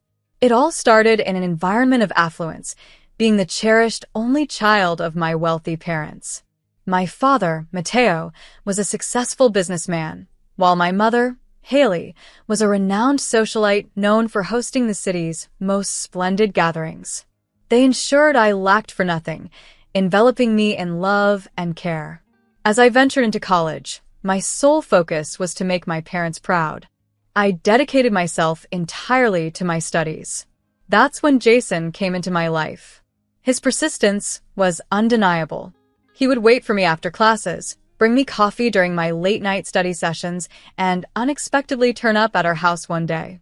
In our living room, he boldly told my parents, "Mr. and Mrs. Thompson, I am deeply in love with your daughter and want you to know I have serious intentions." My father saw in Jason the son he never had and was quickly impressed, even suggesting I consider dating him because he seemed like a promising match. Reluctantly, I agreed. To my surprise, Jason's charm and attentiveness won me over. Our relationship flourished, and soon after graduation, we married. My parents, especially my father, were thrilled, seeing Jason as the son he'd always desired. At our wedding reception, my father enthusiastically welcomed Jason into our family and promptly helped him start his own business, a modern car wash facility, and also assisted us in buying our first cozy home. A year into our marriage, we welcomed our son Wyatt. Holding him for the first time ignited in me an unparalleled depth of love. I embraced motherhood wholeheartedly, dedicating myself to full-time parenting duties that revolved around Wyatt's needs. Life settled into a predictable rhythm as Wyatt grew from a bubbly toddler to a spirited child, and eventually into a contemplative teenager. Meanwhile, Jason struggled with the car wash business, feeling diminished under my father's shadow. He frequently lashed out, feeling belittled by what he perceived as handouts. Despite my efforts to comfort him, our home life became tense, filled with arguments that left me treading lightly to avoid conflict. Wyatt, sensing the strain, retreated into himself, spending more time alone or with friends. As years passed, the physical toll of stress and motherhood reshaped me. I was no longer the trim college student Jason had pursued. He pointed out my changed appearance disparagingly, suggesting I had let myself go. Despite the hurt these words caused, I told myself he was simply stressed and didn't mean them. Yet, as I navigated these challenges, I realized the importance of finding strength within and cherishing my worth, regardless of the storms life brought. As I navigated the tempestuous waters of my life, it became painfully clear that the foundations of my marriage to Jason were crumbling. Then, one sunny Tuesday that seemed like any other, I received a devastating phone call. A somber voice informed me, "Mrs. Thompson, I regret to inform you that your parents have been involved in a small plane crash in Florida. I'm sorry, but they didn't survive." The following weeks were a blur of funeral arrangements and settling estates, a process made even more challenging by Jason's startling absence. When Jason was present, his demeanor was unsettlingly upbeat. Just a week after the funeral, he began pressing me about the inheritance. "Have you talked to the lawyer yet? We need to sort this out," he urged, his tone shockingly indifferent to my grief. I was taken aback by his insensitivity. "Jason, can't this wait?" "I'm still grieving," I said, to which he replied bluntly, "Business doesn't wait, Stella. We need to know where we stand financially." With a heavy heart, I scheduled a meeting with Mr. Hudson, our family lawyer. In Mr. Hudson's elegantly appointed office, the atmosphere was tense. He began, "Mrs. Thompson, your parents' will is quite unique.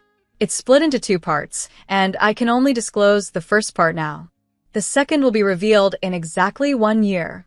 Jason leaned in eagerly as Mr. Hudson continued, "The mansion is left to your future grandchildren, with their guardians acting as trustees until they come of age." I was dumbfounded. Wyatt, our only son, wasn't even married. Wyatt, who had insisted on attending, reacted with a surprising, "Well, that opens up some interesting possibilities." His casual remark puzzled me, but before I could question him, Jason interjected angrily, "That's it? What about the rest? The businesses, the money?" Mr. Hudson firmly replied, "The rest will be revealed next year." As we left the office, the dynamics between us had palpably shifted. Jason was unusually silent, and Wyatt appeared contemplative. Not long after the will's initial reading, Wyatt made a startling announcement at dinner. "Mom, Dad, there's someone I want you to meet."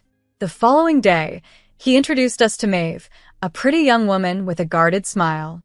"This is my wife, and she's pregnant with our child," he declared. I was stunned, wife. Pregnant? How had this all happened so quickly? Wyatt explained they had married hastily upon learning of the pregnancy. I glanced at Jason, who seemed oddly pleased, nodding in approval. Something felt unsettling about the situation, but I shelved my doubts, focusing instead on the fact that I was about to become a grandmother. "Congratulations," I managed to say, mustering enthusiasm. "This is quite a surprise." Maeve's smile widened. "Thank you, Mrs. Thompson. I'm so excited to be part of your family." Maeve moved in soon after, citing the need for family support during her pregnancy. Initially, I was thrilled to have another woman in the house, but as time passed, the household dynamics shifted dramatically. I couldn't shake the feeling that there was more to this sudden marriage than met the eye, yet amidst the chaos and secrets, I found a new role awaiting me, one that promised a different kind of love and connection. It soon became clear that Maeve had her plans, which involved undermining me subtly. Whenever I cooked, she'd grimace and make comments suggesting I was doing it wrong. Her interactions with Jason were even more alarming. She would laugh at his jokes, touch his arm, and shower him with compliments, praising his business acumen. Jason, predictably, enjoyed the attention and started spending more time at home, but not with me. He would discuss business with Maeve for hours while I felt pushed aside. I tried discussing Maeve's behavior with Wyatt, but he dismissed my concerns, suggesting I was just jealous because I wasn't the center of attention anymore. His words stung deeply, and it pained me to think that my son was so dismissive of my feelings. Jason, on the other hand, seemed to thrive in this new family dynamic, clearly enjoying Maeve's praise and looking at me with something that felt like contempt. One day, while grocery shopping, I bumped into Ruby, an old college friend. We caught up over coffee, and during our conversation, she brought up a memory that chilled me. She reminisced about a guy from our college days who pursued wealthy girls, a guy named Jason. My heart raced as she described him as the kind of person who ended up marrying a naive rich girl. The more she described, the more I realized she was talking about my Jason. My stomach turned as I drove home, realizing that our marriage might have been a sham. At home, I found Jason in his study. I confronted him about what I had learned. At first, he tried to dismiss it, but his brief look of fear gave him away. When I pressed him, he admitted, laughing, that he had indeed married me for my family's wealth and that he never loved me. His words were a devastating blow. He called me a burden, confessing without remorse that he stayed with me only for financial gain. This revelation left me reeling, facing the grim reality of our relationship and the need to confront what my life had become. It suddenly all made sense when Jason, with chilling clarity, revealed his true intentions. He no longer needed me because my parents had passed away and their wealth would soon be within his reach, ostensibly for our grandson, but really for his control. The pieces fell into place. Wyatt's rushed wedding, Maeve's timely pregnancy, and their demeaning treatment towards me. It was all a calculated scheme to inherit my family's wealth. "You planned all this?" I managed to ask, disbelief choking my voice. Jason's laugh was harsh, echoing off the walls. "Give credit where it's due. It was mostly Wyatt's idea. The boy has a good head for business," he boasted, a stark contrast to the way he dismissed my acumen. I felt like I was suffocating under the heavy realization of their betrayal. "Does Maeve know?" I asked, already dreading the answer. "Of course she does," Jason smirked. "She's a smart girl and knows a good opportunity when she sees one. She'll make a proper wife for a businessman." I couldn't bear it any longer and fled the room, my world shattered. Reality hit me hard. I had nowhere to go and no money of my own, not even enough to rent a small apartment. With a heavy heart, I resigned myself to staying in a house filled with people I no longer trusted. 3 months later, Jason unceremoniously announced another shock. "Pack your bags, Stella," he declared as he entered the kitchen. "We're moving into your parents' house." The news nearly made me drop the knife I was holding. "When did we decide this?" I asked, though his mocking laugh told me I had no part in this decision. We didn't. I decided. We're moving in with Wyatt and Maeve. After all, our grandson is the heir to that house. Each word felt like a slap in my face. What about our house? Oh, that. Jason dismissed. I sold it. The money's already spent on things for people I care about. And you're not on that list. Over the next few days, I watched in silent agony as Jason, Wyatt, and Maeve excitedly prepared for the move. They indulged in new cars, expensive clothes, and gadgets while I was ignored and forgotten. Moving to my parents' house felt like a cruel joke. Maeve claimed the master bedroom immediately, relegating me to a small guest room at the back of the house. As days turned into weeks, my isolation deepened. Maeve had her baby and turned the house into her kingdom, with me as her reluctant servant. Stella, the baby needs changing, she would call out, and could you tidy up the living room? It's a bit messy. Despite the pain, I found a small comfort in caring for my grandson, his innocent smile a bittersweet solace. But one evening, about a month after the move, I reached my breaking point. At dinner, which I had prepared, Maeve was particularly demanding. Stella, fetch me some more water and hurry up with clearing these plates, she ordered. Something inside me snapped. All the years of pent-up frustration and hurt came pouring out. Enough, I shouted, slamming my hands on the table. I am not your maid, Maeve. This is my parents' house, and I deserve some respect. The room fell into stunned silence as Maeve's face crumpled, unable to respond to the sudden assertion of my dignity. And so, Maeve erupted into melodramatic tears, accusing me of harshness after everything they had supposedly done for me. Jason, his face flushed with anger, declared he'd had enough of my supposed ingratitude. Pack your things and leave. This house belongs to our grandson now, and you're no longer welcome here, he announced. I was in shock, scarcely believing his words. You can't be serious. Where am I supposed to go? I asked, my voice tinged with desperation. Jason nonchalantly pulled out a stack of papers from his pocket. I've been waiting for the right moment to give you these, he said, handing me divorce papers that were already signed. I want you gone by morning. I turned to Wyatt, desperate for some sign of support, but he merely shrugged, avoiding my gaze. I'm an adult now, Mom. I don't need you anymore. With trembling hands, I accepted the papers. As I walked out of the dining room, Maeve's smirk was the last thing I saw. My world was in pieces, and I felt utterly alone. With no place to go and my heart heavy, I dialed a familiar number. Ruby, my old college friend, answered promptly. Hearing the concern in her voice when I said I needed a place to stay, she immediately offered her guest room. While settling in, Ruby shared her burdens. Her son was struggling after his fiancée, who was pregnant, had left him. Curious, I asked if she had a picture of her. As she showed me the photo, my heart froze. Staring back at me was Maeve, the very woman causing my despair. Ruby, I began slowly, I think I know where your son's fiancée is.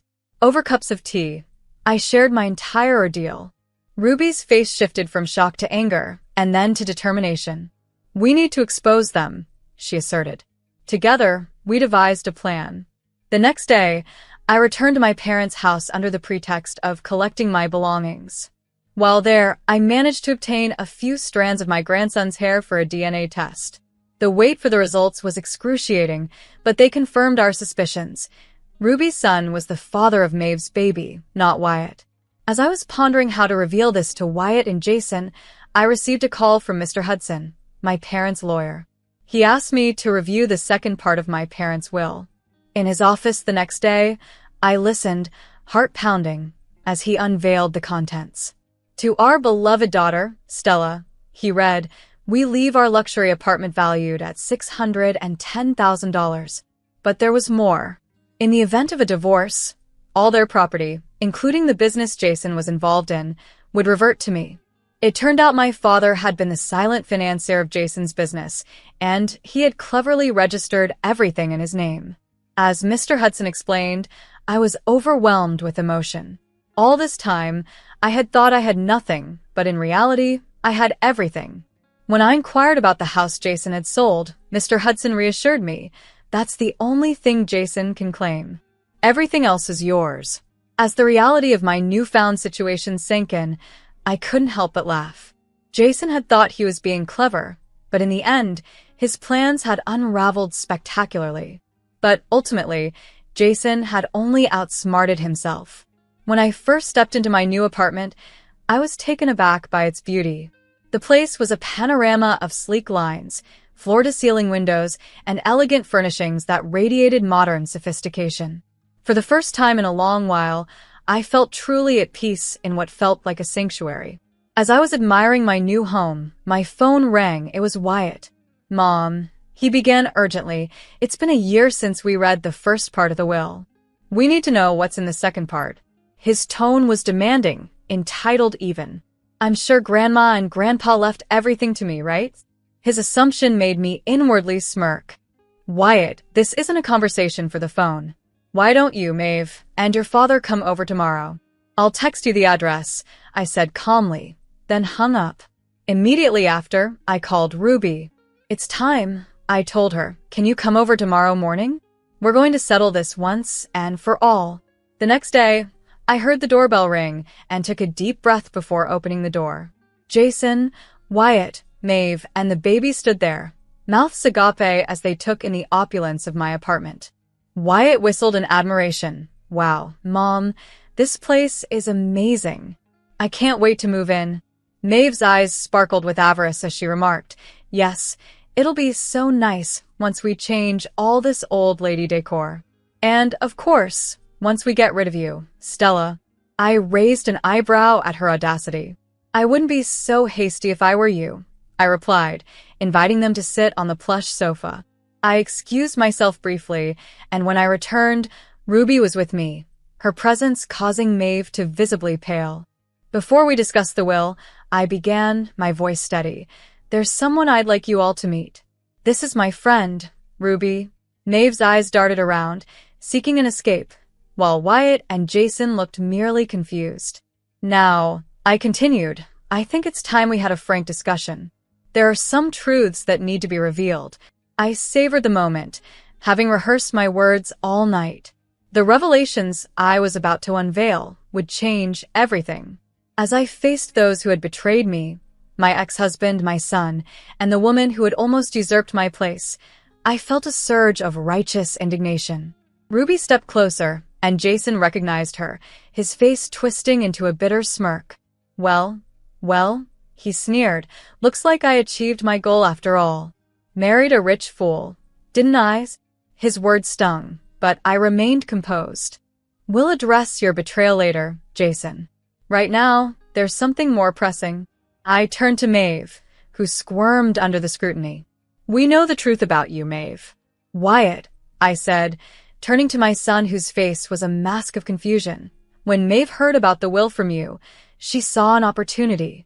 She decided to pass off someone else's child as your own to secure your grandparents' estate." Ruby's voice was steady as she delivered the final blow. "The baby isn't Wyatt's, it's my son's child." The room fell deathly silent. I then presented the DNA test results. As the truth sank in, Maeve's face lost all color. In a sudden flurry, she grabbed her bag.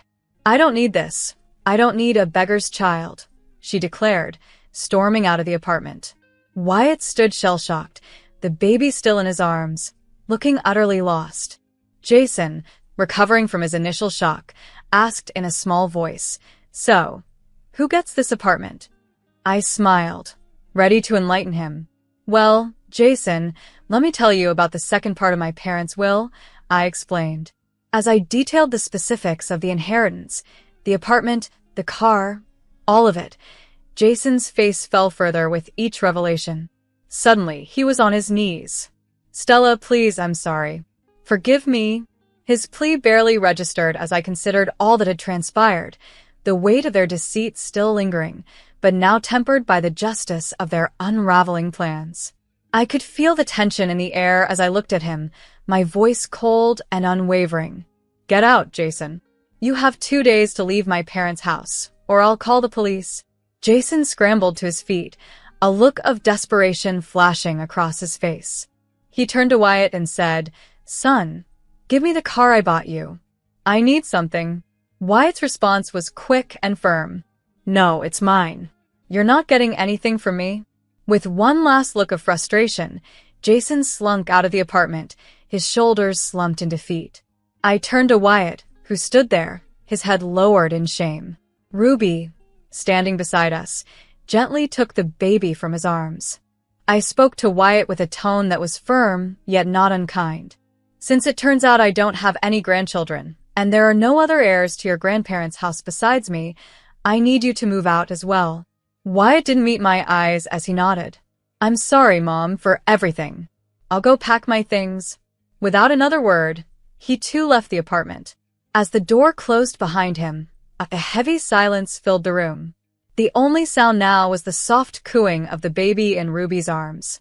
I looked at my old friend, feeling a mix of emotions, relief, sadness, and a strange sense of freedom. "Well," I said, managing a small smile.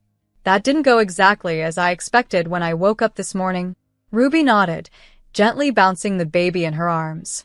"You did what you had to do, Stella. They left you no choice." I sank onto the plush sofa, my mind racing as I realized something important. For the first time in years, I was truly free. Free from lies, free from manipulation, and free to live my life on my terms. The months that followed that fateful confrontation were a whirlwind of change and self-discovery. I found myself settling into my luxurious apartment, a place that became my sanctuary, a peaceful retreat where I could finally start anew. One of my first decisions was to rent out my parents' house. It felt right to have a young family move in, people who would appreciate the warmth and history of the house. The rental income provided a comfortable cushion, along with the money I earned from selling Jason's car wash business. My friendship with Ruby deepened as well. We spent time together over coffee, sharing stories and offering support through the ups and downs of our new lives. And then there was little Jason, Ruby's grandson, the child I had once believed to be my own. Despite the painful circumstances surrounding his birth, I found myself growing deeply attached to him.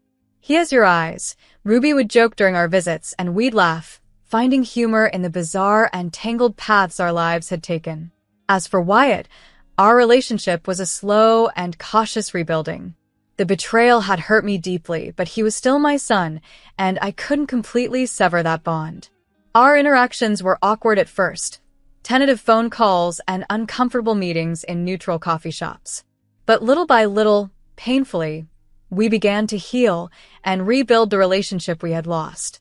Jason, on the other hand, became a shadow of my past. I heard through the grapevine that his once grandiose dreams of wealth and status had crumbled, all because of his exposed lies. I saw him only once, by chance, as I drove through town. He was working at a small kiosk, looking older and more worn than I remembered. For a brief moment, our eyes met, and I felt a flicker of something. No love, no longing, just a sense of closure. The light changed, and I drove on, leaving that chapter of my life firmly in the rearview mirror. And so, life moved on. With each passing day, I felt more at peace, finally free from the chaos of the past, embracing the new life I had worked so hard to create.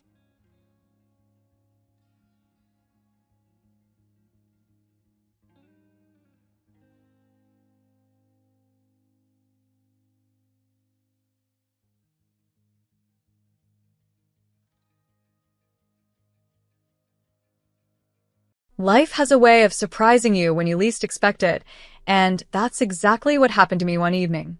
My friend Violet had been urging me for weeks to join her at a gathering to meet her eclectic group of friends. Normally, I preferred spending my evenings buried in market reports and financial analyses. But Violet was persistent. "Elora, you need to get out more. It'll be fun, I promise," she insisted. So, I found myself at the party, slightly awkward in my least uncomfortable party dress, holding a glass of wine and feeling out of place among a crowd of lively strangers. The room was filled with laughter and lively conversations. I stayed close to Violet, who was busy introducing me to various friends when he arrived. His name was Oliver. Unlike the flamboyant characters you'd expect at such a party, Oliver had an ordinary look and a melancholic smile that hinted at deeper stories. Violet was eager for us to meet. "You just have to meet Oliver," she said, pulling me through the crowd. There was something immediately relatable about him. Perhaps it was his genuine warmth when he spoke of his daughter, Harper, or his openness about being a widower. We eventually found ourselves separated from the crowd, sitting on an absurdly large couch. "So, Violet tells me you're into stocks, Wall Street and all." Oliver began, his voice rough but inviting. "Yeah, I analyze investment opportunities and help people grow their money." "It sounds dull, I know," I replied, trying to downplay my job's complexity. "No, that sounds really impressive," he chuckled, sipping his beer. Our conversation flowed effortlessly, covering everything from films to the perils of dating. Laughing more than I had in months, I found Oliver's company unexpectedly comforting. Admitting my reluctance about attending the party, I found Oliver equally hesitant about social events. "I only came because Violet promised Harper could hang out for a while, meet some normal adults," he joked, rolling his eyes. As he talked about Harper, his eyes lit up. "She's something, smart, kind, and a bit too cheeky for her good," he shared with a proud grin. His love for her was evident and touching. As the party wound down, I realized I didn't want our conversation to end. Oliver was like a refreshing change from my usual routine. On a whim, I suggested, maybe we could grab a coffee sometime? Talk more about market trends, or just anything else. To my delight, he smiled warmly. "I'd like that," he replied. It had been a while since he had something to look forward to. Soon after, I met his daughter Harper, and she was indeed as delightful as Oliver had described. That evening, what started as a reluctant attendance at a party turned into the beginning of a beautiful new chapter in my life. Our friendship blossomed quickly, much to her father's delight, and that simple connection deepened into love. After Oliver and I decided to get married, we both agreed on a simple ceremony. There were no extravagant gowns or lavish venues, just the two of us, my family, and Harper, who were bursting with excitement. The day was simple yet perfect, marked by genuine smiles and a few tears of joy. After moving into Oliver's house, I was eager to make the space feel like it belonged to both of us. Transitioning to working from home was a change my boss supported, allowing me to spend more time with Harper. I'd pick her up from school, and we'd talk about everything from her day to what she learned in ballet class, a routine that quickly brought us closer. She even started calling me Mom, a title that warmed my heart each time I heard it. Transforming our house into a warm, inviting home became my new passion. However, a few months into our marriage, I began to notice subtle changes in Oliver's behavior. His casual comments about the meals I cooked becoming either too bland or too salty were the first signs. "Elora, what's this supposed to be?" he'd ask, eyeing a casserole I'd spent hours preparing. "It's dinner, but since you're channeling Marco Pierre White, maybe you'd like to cook tomorrow?" I'd reply lightly, trying to keep the atmosphere friendly. He wouldn't take up the offer, and instead, the critiques intensified. Next, he started making remarks about my appearance. "Babe, when did you last hit the gym? You're looking different," he mentioned offhandedly one evening, his gaze making me feel scrutinized and diminished. "Guess I've been too busy being a stepmom and working from home, but thanks for the heads up," I retorted, the sting of his words sharper than I anticipated. Through it all, Harper was my beacon of hope. Our bond remained strong, unaffected by the growing strain between Oliver and me. "Mom, can you help me with my homework?" she would ask with those trusting, bright eyes. "Of course, sweetie, let's tackle it together," I would respond, thankful for the normalcy and comfort her presence brought. As Oliver and I grew apart, Harper and I remained inseparable. I cherished our little chats and her ballet recitals, finding solace in these moments. Despite my efforts to keep our home a haven, Oliver's dissatisfaction seemed to permeate every aspect of our life together. "Elora, maybe you should try one of those online cooking classes to spice things up a bit," he suggested one evening, his tone riddled with dissatisfaction. "Or maybe we could eat out more often. Give your taste buds a break from my terrible cooking," I countered, half joking but deeply hurt. Living at home began to feel more like walking on eggshells. Oliver's attitude worsened, setting unrealistic expectations like demanding a new dish for dinner every day, as if I were a gourmet chef rather than his partner. One evening, as I juggled work emails, stirred a pot, and planned for the next day, Oliver walked in, a scowl already on his face. "What's for dinner?" he asked sharply. "I'm trying something new I found online. Thought we could use a little variety," I replied, striving to keep my tone upbeat. He just grunted, peering over my shoulder. "Doesn't look very appetizing," he muttered, his continual dissatisfaction casting a shadow over our home life. Oliver's critiques had become a painful routine, slicing through the normalcy of our evenings. "I thought you'd at least manage to keep the house tidy and cook decent meals," he would say, his words sharp and stinging. "Oliver, you know I'm working too, right? It's not like I'm just sitting at home. I also pick up Harper, help her with homework, and visit my parents," I tried to explain, hoping for some understanding. But he was relentless. "Yeah, always the same excuses. You're at home, aren't you?" It shouldn't be too hard to keep things tidy and cook properly." I bit my tongue, fighting back tears. This dance of disappointment and criticism had become a nightly ritual. One evening, as we settled on the couch to watch TV, he pointed to the women on the screen. "Look at them, they're about your age, right? Why do they look so much younger and better?" His words were like daggers. "Oliver, those women likely have all day to focus on looking good. They probably have personal trainers, chefs, and maybe even cosmetic work done," I responded, trying to keep my composure. But he dismissed it. "Excuses, Elora. It's all about priorities. You used to care about how you looked." His words left me feeling deflated and worn out. It wasn't just the cooking or the cleaning anymore. It was a constant comparison, a reminder that in his eyes, I wasn't enough. During these times, Harper, now a teenager, was my solace. She saw through her father's behavior. "Mom, you don't deserve this. Why do you put up with it? You should just leave him," she'd say, her words filled with worry and anger. But I struggled to accept that the Oliver I fell in love with might never return. "He's under a lot of stress, Harper. I believe he still loves us." "He'll change," I'd reply, more to convince myself than her. 50 years of ups and downs, and lately, it felt like a continuous descent into a place I never imagined I'd be. Now at 50, with Harper living her own life, though we remained close, sharing daily conversations and secrets like old times, life threw me another curveball: cancer. The diagnosis hit like a freight train, but I managed to maintain my composure long enough to inform Oliver. His reaction was disheartening. Not anger, not sadness, just disappointment. Not over my health, but because I wouldn't be around to cook his meals or keep the house as he liked. "What am I supposed to do now?" "Look after me," he said, irritation edging his voice instead of concern. I was stunned by his blatant selfishness. I hadn't expected a dramatic outpouring of love and support, but a little empathy would have been comforting. His lack of concern cut deeper than any diagnosis could. As I started treatment, spending more time in the hospital than at home, my parents, despite their health issues, and Harper were my support, their visits brightening the dreary days. Oliver never showed. Not even once. It hurt more than I cared to admit. Despite everything, part of me still hoped he'd show some sign of care. During one of Harper's visits, I couldn't hide my disappointment any longer.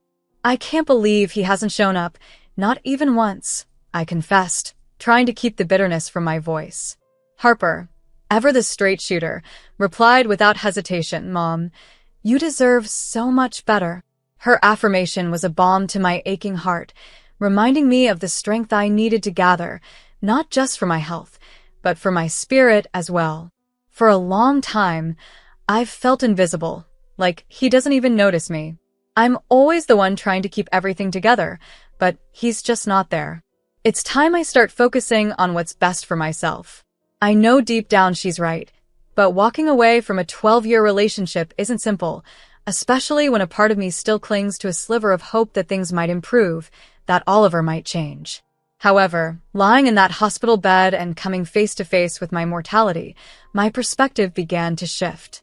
Perhaps it was finally time to prioritize my own needs instead of constantly catering to Oliver's desires. This realization struck on an ordinary Tuesday, the kind that changes your life forever, when Harper entered my hospital room with a troubled expression. I knew something was wrong the moment I saw her face. Harper has never been one to mask her emotions well. "Mom, we need to talk," she said, avoiding eye contact. My heart sank. Mom, from her, was usually soothing, but today it sounded like the prelude to distressing news. "What's wrong, Harpers?" I braced myself for her response. Taking a deep breath, she finally spoke. "It's about Dad. He's seeing someone else, Mom, and it's serious. He introduced her to me last week." Her words struck me like a blow. Although our marriage was far from perfect, the blatant confirmation that he had moved on wounded me deeply. "How long?" My voice was barely a whisper. "A while, I guess." "I'm so sorry, Mom." Harper's voice broke, her usual resilience giving way to concern. Sitting there, processing the sting of betrayal, though not entirely shocked, everything began to make sense. Oliver's late nights, his newfound obsession with appearing younger, the different cologne. It all clicked, yet hearing it from Harper felt like an entirely different betrayal. "Does he think this is okay? Introducing her to you, as if it's normal?" I couldn't mask the anger in my voice. Harper shrugged. "He's convinced himself you're already gone, Mom. Says it's time he moved on for his happiness." "His happiness?" I scoffed, a bitter laugh escaping me. What about all those years I spent trying to make him happy? What a farce. It was then that it dawned on me. Oliver had never truly seen me, not the real me. He saw someone to take care of his needs, to manage his household, but never his partner. And here I was, fighting cancer, while he played house with someone else. For the first time in a long while, I felt a fierce spark ignite within me. Anger, yes, but also determination. I had been living for Oliver, worrying about his every need. It was time I started living for myself. Harper, noticing my resolve, asked, "What are you going to do?" "You can't let him just get away with this." A cold resolve washed over me. Oliver's disregard for our marriage made one thing clear. It was time to turn the page. "Tell him I agree to the divorce," I stated decisively, surprising even myself with my firmness. It was evident he had moved on, and so would I. As Harper's eyes widened in surprise, I nodded firmly. "Yes, just like that. He thinks he can easily replace me? Well, he can try. But he'll realize the mistake he's made, not immediately, but eventually. He'll understand the value of what he discarded." Harper rose to her feet, her earlier worry morphing into steely determination. "I'll let him know. And Mom, we're going to get past this. Forget about his silly fantasies of a youthful fling. You're priceless." Her spirited resolve strengthened me at that moment. Faced with cancer and a failing marriage, I knew the road ahead was daunting. Yet I wasn't facing it alone.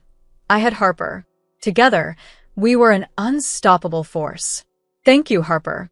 Together, we've got this," I said, a smile piercing the surrounding gloom.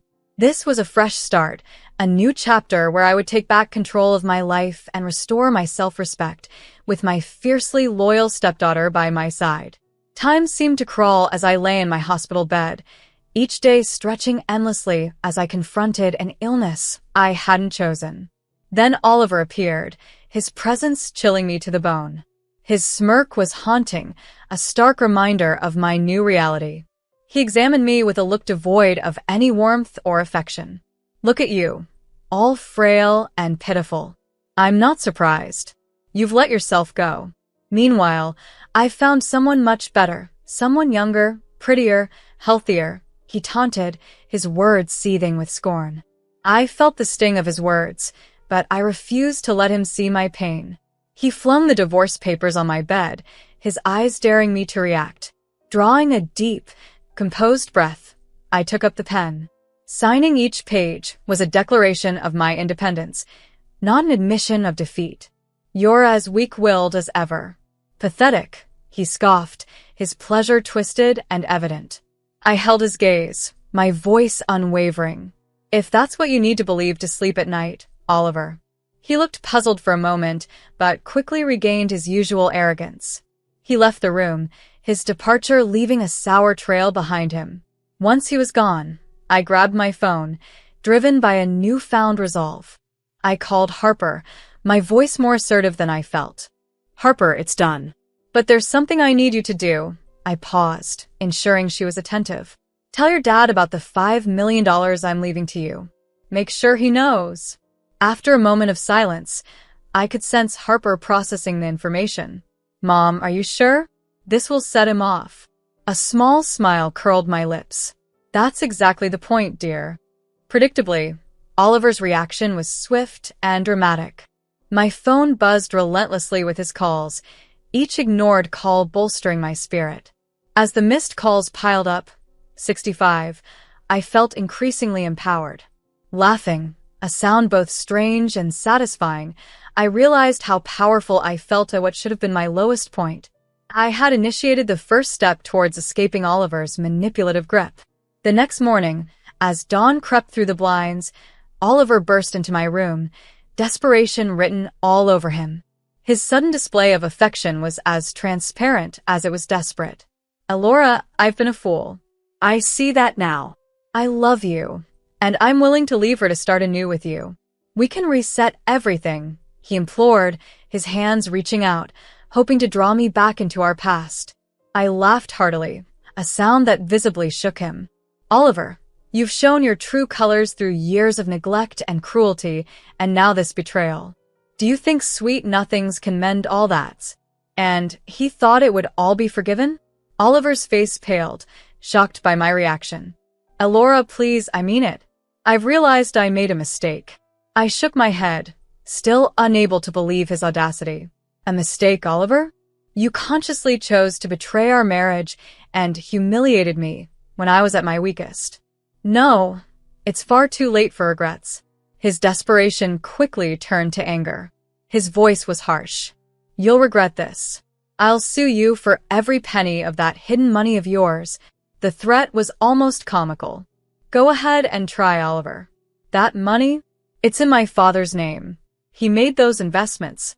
They're all legally documented and binding. You won't get a dime. The realization that he was powerless hit him hard. His anger melted into sobs of frustration, a pitiful sight that prompted the guards to rush in. As they escorted him out, I moved to the window, watching him. There he was, the man I had spent so many years with, now looking so defeated and alone. Yet, I felt no pity for him. He was reaping what he had sown. Whispering to myself, justice prevails, a smile touched my lips. In that hospital room, I made a promise to myself. No longer would I be defined by the shortcomings of my marriage, or the cruelty of a man who couldn't value the love and loyalty I offered. It was time to rebuild, to focus on my health, my happiness, and the future I deserved. The battle with cancer was akin to riding the world's most terrifying roller coaster, one where the track ahead was invisible. Months of treatment stretched out, filled with good days where hope shone brightly and bad days where it faded almost entirely. Remission would lift me, only for an exacerbation to drag me back into the fray. But I kept fighting, every single day, with every ounce of strength I had, both for myself and for Harper. Finally, the doctors delivered the news I had longed to hear. I was healthy. The cancer was gone. Walking out of that hospital felt surreal, like stepping into a new life that was waiting to be written. The fresh start wasn't just symbolic, it was real and tangible, and it was mine for the taking. Recovery wasn't just about the physical aspect, it was mental and emotional, a total overhaul of life as I knew it. The day I was discharged marked not just the end of my treatment, but the beginning of something new, something truly mine. Harper picked me up, her car loaded with my few belongings, ready to start fresh. Mom, she asked, her smile bright and encouraging. I couldn't help but return her smile. More than ready, kiddo. We drove to my new place, a modest house I had bought with the money I had wisely invested over the years. But it wasn't just a house, it was a promise of new beginnings, of freedom. As we unpacked, Harper chatted about decorating ideas, painting the walls, and planting a garden. This is going to be a place of happiness, Mom. You'll see. We'll make it our sanctuary. Her enthusiasm was infectious. For the first time in years, I felt light, as if a weight had been lifted. I'd like that, Harper. A sanctuary sounds perfect. We took a break, sitting amidst boxes with takeout containers between us. I've been thinking, I started, about what comes next. I want to use this chance not just to heal, but to thrive. Rediscovering who I am and what I want to be has been a journey, I mused, feeling a wave of determination. Harper nodded and took my hand. I've got your back, Mom. Always. And hey, you're already making huge strides. Look at how far you've come. She was right. Transitioning from being trapped in a loveless marriage to standing firm on my own was no small feat, but here I was, ready to engage with the world on my own terms. I'm thinking of starting a blog, I said, warming up to the idea. Sharing my story could maybe help others who've been in similar situations. That's an amazing idea. Harper's eyes sparkled with enthusiasm. You've got so much wisdom to share, and you're pretty badass. I laughed, the sound bright and free. Thanks, Harper. I guess I am, aren't I? And with that newfound confidence, I launched my personal blog. It became a space where I detailed my battle with cancer and my steps toward independence. People responded in the comments with support and shared their own stories. It was both touching and reassuring to connect with others this way. One quiet evening, Harper shared a significant decision of her own. Mom, I've cut ties with Dad, she announced, her voice steady, though I could see the conflict in her eyes. After everything, I see you as my real mom. He chose his path, and I've chosen mine with you. Hearing her call me Mom in that context, understanding the depth of what it meant, filled me with a profound mix of pride and sorrow. Sorrow for the broken bridges in her life, but pride in her courage and the strong bond we had forged. Harper, there's something I've been meaning to tell you, I said, taking her hands in mine. When the time comes, I'll be leaving everything to you. The house, the $5 million, all of it. You're my family, my future. Harper looked at me, tears brimming in her eyes, but a smile breaking through. I don't need any of that, Mom. Just having you is enough. But thank you for everything. At that moment, any lingering shadows from our past faded away. We were family, bound not by blood but by choice and by love. As we looked ahead, the future wasn't just a blank page. It was a canvas waiting for us to fill it with colors, with life. This wasn't just about survival anymore. It was about thriving, painting a new, vibrant path together.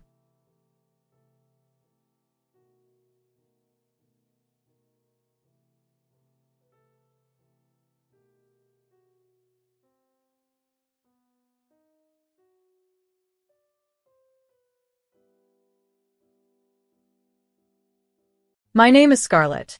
Growing up without my father wasn't a significant loss for me because my mother filled my world with her immense strength and dedication. She worked tirelessly to ensure we had enough to eat and a place to call home. From a young age, I helped out with chores at home, doing dishes, laundry, and anything that was needed. My mother always emphasized the importance of self-reliance, telling me, Bella, you have to learn to take care of yourself because the world won't. Our apartment was small, but it felt like a true home, especially with the constant hum of my mom's old sewing machine as she worked late into the night, repairing clothes to make some extra money. This sound was the comforting backdrop of my childhood. What captured my interest, though, was computers. This fascination began when my school received a donation of old PCs. While most kids use them for playing games, I was intrigued by their inner workings. I spent hours after school exploring and learning about them. One day, Mr. Hudson, our IT teacher, caught me installing video editing software. I thought I was in trouble, but instead, he offered to teach me. Every Tuesday and Thursday, he showed me the ropes of video editing, and I practiced on our old computer at home. As high school ended, the reality that college was out of reach hit me. Undeterred, I applied for a job at WKP, our local TV station, right after graduation. Despite the initial skepticism from a receptionist, I managed to secure 3 interviews and a practical test, eventually landing a job as an assistant video editor. The pay wasn't much, but it was a start. For the next 3 years, I dedicated myself to working during the week and freelancing on weekends, saving every penny for my college fund. During a rare night out with my friends Abigail and Benjamin, everything changed. At a house party, I met Jasper. He might not have been typically handsome, but there was something about him, especially when he talked about his software development job, that caught my attention. As the night ended, he asked for my number. After a moment's hesitation, I gave it to him. Our relationship blossomed quickly. Dating Jasper was refreshing and new. One evening, walking home from a movie, he proposed, and I accepted. Our wedding was modest but lovely, filled with joy from both our families. Jasper's parents, Lucy and Colton, were incredibly welcoming despite their wealth, which eased my nerves. The first 3 years of our marriage were mostly happy. We had our cozy apartment near the TV station where I continued to work, while Jasper was employed at a prominent tech firm. We enjoyed frequent weekend trips around the country, a luxury I never experienced as a child. I cherished every moment of our weekend adventures. Exploring new places and savoring new flavors felt like stepping into an expansive new world. However, a subtle shift began to overshadow our shared happiness. It started with small, seemingly insignificant reactions from Jasper. He would sigh heavily when I discussed my day at work or dismissively roll his eyes when I shared my excitement over a new editing technique I had mastered. The first time Jasper made an excuse to avoid taking me to a work party, I didn't think much of it. "It's just a boring office thing. You wouldn't enjoy it," he explained. But then it became a pattern. One evening, I accidentally overheard him on the phone with a coworker. "Yeah, just me tonight. You know how it is. Bella isn't really into these kinds of events." I was stunned. Not into these events? He had never even given me a chance to be. That night, I confronted him. "Jasper, why don't you want me to come to your work events anymore? Are you ashamed of me?" His response was evasive. "No, it's not that. It's just sometimes it's hard for you to keep up with the conversations. I don't want you to feel out of place." His words stung deeply, but they also sparked a determination within me. Perhaps he was right. Maybe I did need to elevate my skills. Resolved, I enrolled in night classes at the local community college, studying information technology. Juggling work, school, and my relationship was challenging, but I was committed to improving myself. Despite my efforts, the distance between Jasper and me grew. His initially cold demeanor escalated into outright contempt. Then one fateful night, everything came to a head. I returned home late from a class, exhilarated by having aced a test. Jasper was waiting, whiskey in hand, his mood sour. "Where have you been?" he demanded sharply. "Class, remember? I told you I had a big test tonight." His reply cut deep. "You're a fool and a hillbilly, Bella, and no amount of schooling is going to change that." The words hit like a physical blow. Before I could react, I heard a gasp from the doorway. Jasper's parents, Lucy and Colton, stood there, horror etched across their faces. Lucy stepped forward, her eyes ablaze with anger. "How dare you talk to your wife like that, Jasper? We raised you better than this." But Jasper was defiant. "You don't understand," he retorted, his voice rising. "Do you know how embarrassing it is to have a wife who can't keep up with basic conversations at work events?" I flinched, but Colton's response silenced the room. "Embarrassing? Let me tell you about embarrassing, boy. Your grandfather, my father, didn't have a lick of formal education. He was born in the poorest part of town and worked his fingers to the bone to give me a better life. So don't you dare sit there and act like you're some kind of aristocrats." I felt a surge of gratitude towards my in-laws, but Jasper's next words chilled the air. "I'll behave how I see fit," he spat. "This is my life, my marriage." After his parents left, Jasper began to withdraw even further, taking weekend trips with friends, never bothering to include me. In response, I threw myself even more into my work and studies, taking extra weekend gigs to fill the void. The growing gap between us was palpable, yet through it all, my resolve only strengthened. I was determined to not only succeed but to thrive, regardless of the challenges. My mother was diagnosed with an aggressive form of cancer, and within a few months, she passed away. Her death left me feeling lost and unmoored, deprived of the person who had been my pillar of strength all my life. Throughout this time, Jasper's presence was minimal and his attempts at comfort felt clumsy, mere pats on the back that did little to ease my sorrow. In my grief, I increasingly found solace in Lucy, Jasper's mother. She would often call to check on me, invite me over for tea, and spend hours just listening to me. Her warmth provided the maternal comfort I so desperately needed, but it seemed to only deepen Jasper's irritation. One evening, after I had spent the afternoon with his parents, Jasper confronted me angrily. "Why are you always over there?" he yelled. "Are you trying to turn my parents against me?" His accusation left me stunned. "No, Jasper, I needed someone to talk to," I replied, hurt by his words. That night, I cried myself to sleep, confused about how our relationship had deteriorated to this point. A few weeks later, I started to feel unusually tired and nauseous in the mornings.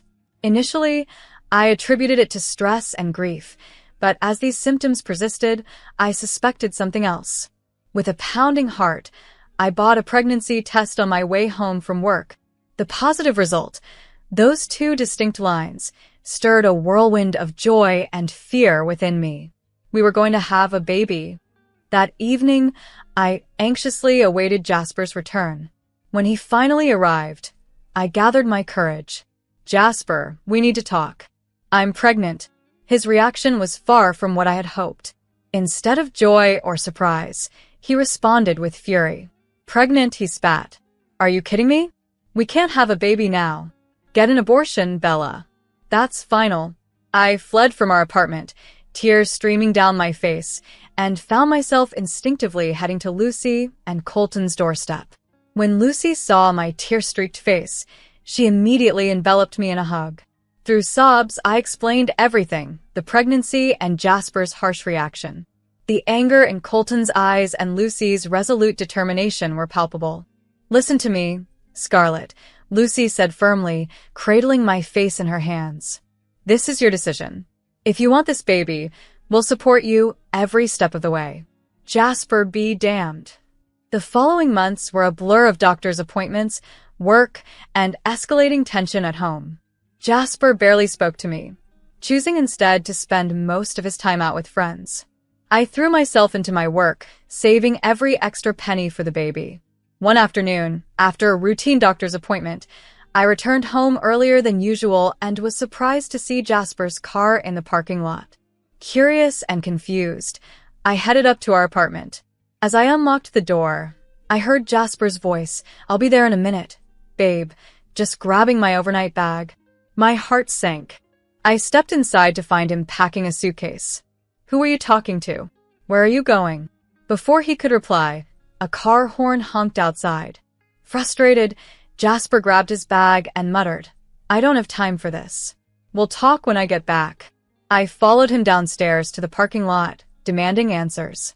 That's when I saw her, a woman sitting in the passenger seat of Jasper's car, stunning with long blonde hair and impeccable makeup, and visibly pregnant. As I stood there, frozen in shock, she stepped out of the car with a smug smile on her face. At the expected meeting, the woman introduced herself with a syrupy tone. "You must be Scarlett," her voice laced with insincerity. "I'm Ariana, Jasper's girlfriend." I glanced at Jasper, who avoided my gaze. My voice barely above a whisper. I asked, "Is this true?" He confirmed with a nod, still not facing me. A wave of anger and betrayal swept over me. "Aren't you ashamed?" I demanded of Ariana, my voice trembling. He's married. "We're expecting a child." Ariana's smile grew icy. "Ashamed? No, dear. I fought for my happiness. You've already lost him. It's not my fault you couldn't keep him." I turned to Jasper, my initial shock morphing into fury. "How could you betray us, me, and our unborn child?" Finally, he met my gaze, his expression indifferent. "Bella, let's face it, our marriage was a mistake. I never loved you. You were convenient, a good housekeeper, someone to warm the bed. But Ariana, she's my soulmate. She's educated, sophisticated, a perfect match for my world." Each word cut deep, leaving me in tears. Jasper left with Ariana, stating he would return on Monday to collect his things and discuss the divorce. As they drove off, I collapsed in the parking lot, my world shattered. I called my friend Lucy, who arrived at my apartment that evening. She embraced me tightly as I listened numbly to Colton scolding Jasper over the phone, his words sharp and condemning.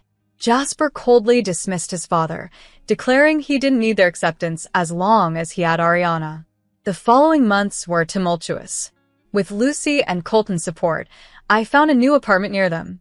The divorce was bitter, but I finally freed myself from Jasper legally. When my daughter Nora was born on a crisp autumn morning, it was Lucy who supported me through labor, with Colton anxiously waiting. Jasper even demanded a paternity test during the child support hearings.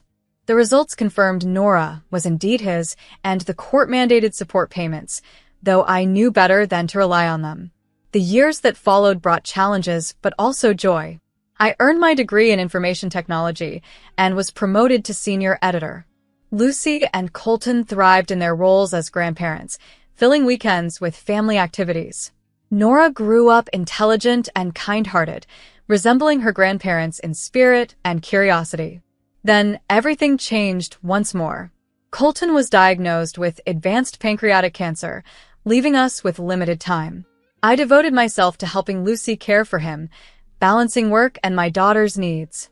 Colton had become more of a father to me than my own ever was, and I was determined to support him in his final days. Determined to support him through his final days, I stood steadfast by Colton's side. Despite our collective efforts, the treatments, and our prayers, Colton passed away 4 months later. At his funeral, I held Lucy close as she wept. The grief was akin to losing my father. I linked hands with Lucy and Nora, forming a small, strong circle. Jasper was conspicuously absent. I hadn't expected him to attend, yet his absence underlined the depth of his estrangement from us. In the weeks following Colton's death, Lucy's health deteriorated rapidly. The loss of her husband seemed to have sapped her very will to continue. She grew increasingly frail and was often lost in long stretches of silence. One sleepless night, as I worried about her declining condition, a plan began to form. By morning, I had decided. I called my boss to arrange a transition to remote work and began packing up our essentials. Nora and I moved into Lucy's house to care for her. Adapting to this new life took patience and adjustment. I hired a nurse to look after Lucy in the mornings, which allowed me to focus on my video editing projects. In the afternoons, it was our time. Nora and I would read to Lucy, assist with her physical therapy, or just share memories of happier times. The days blended into each other, marked by moments of joy and pain. On good days, we found solace in the garden, basking in the sunshine and each other's company. On the difficult days, I held Lucy's hand as she mourned the loss of Colton and, in a way, the son she had lost long before his father's passing. One sunny afternoon, after a walk, Nora and I came home to find a man in a business suit just leaving. My heart skipped a beat in worry, but as we entered, I saw Lucy sitting in her favorite armchair, looking composed but tired. "Everything's fine, dear." That was Mr. Andrew, my lawyer. "Just some legal matters," she reassured me. I nodded, understanding that she would share more if she wished. 2 weeks later, Lucy passed peacefully in her sleep. With trembling hands, I called Jasper to inform him of his mother's passing. His response was cold and detached, showing no intention to attend the funeral, but only inquiring about the will reading. At the funeral, the church was filled to the brim. Lucy had touched many lives, and it showed. As Nora and I stood at the pulpit, I looked out over a sea of faces, friends, neighbors, colleagues, all gathered to honor a woman who had loved fiercely and been loved deeply in return. Jasper's absence was a tangible void, a somber reminder of the rift that had torn the family apart. As I shared memories of Lucy's kindness, her strength, and her unconditional love, a realization dawned on me. Family isn't always bound by blood. Sometimes, it's about the choices we make. Lucy had chosen to love me, to love Nora, even when her son had turned his back on us.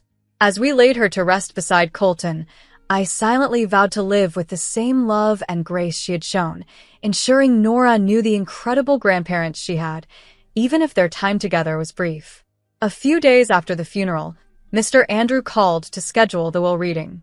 "Mrs. Jasper, can you come to my office tomorrow at 9 a.m.? I've already contacted Mr. Jasper. He'll be there as well."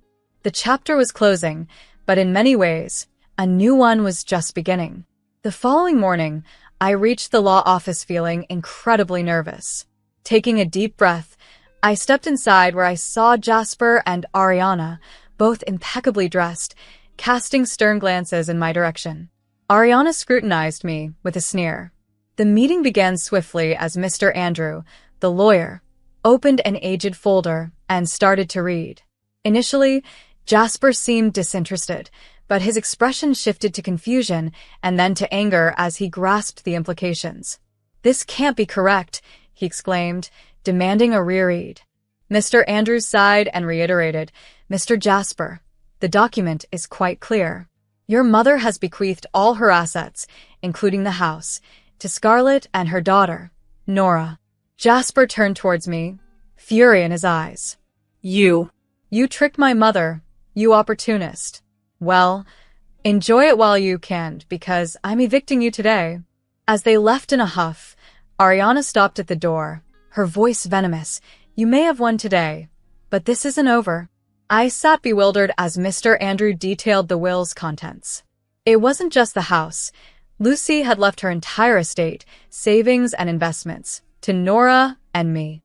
"She wanted to ensure you both were well cared for," he said kindly. Tears formed in my eyes, realizing Lucy's enduring care.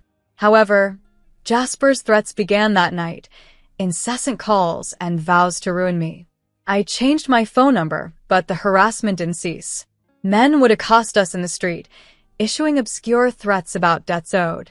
Nora was petrified, sticking close whenever we ventured outside.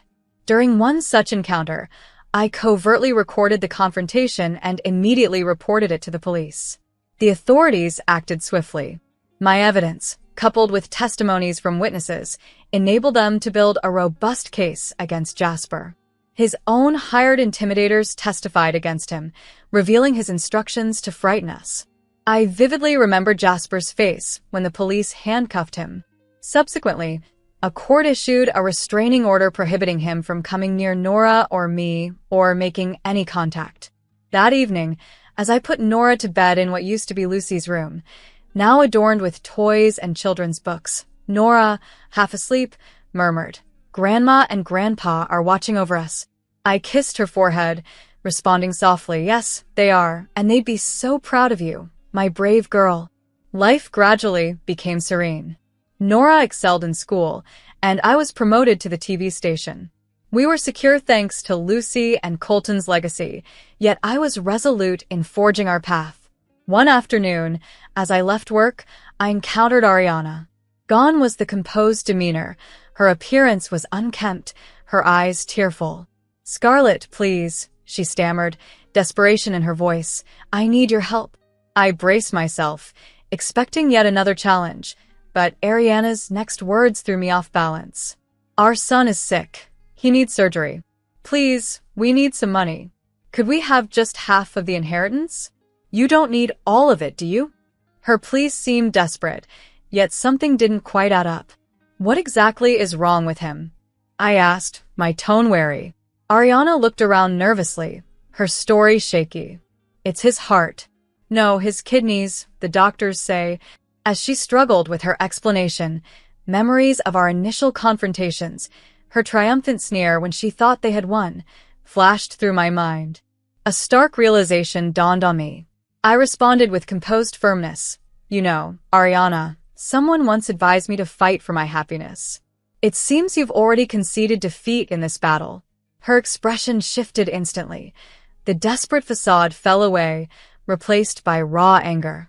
"You lowlife," she hissed. "You owe us that inheritance. It should have been ours." I stood firm, undeterred. "I owe you nothing. Leave now, or I will call the police." As I walked away, her angry shouts dwindled into the background, and I felt an overwhelming sense of finality. That encounter had cut the last remaining thread to my former life. That night, I made a decisive choice. It was time for a new beginning. I sold Lucy's house and purchased a new home in a different neighborhood, a place where Jasper and Ariana could never find us. Now, as I sit in our new living room watching Nora diligently work on her homework, I'm overwhelmed with a deep sense of gratitude. Gratitude for Lucy and Colton's unconditional love, for the inner strength I had cultivated, and yes, even for the difficult experiences that had steered me to this moment of peace.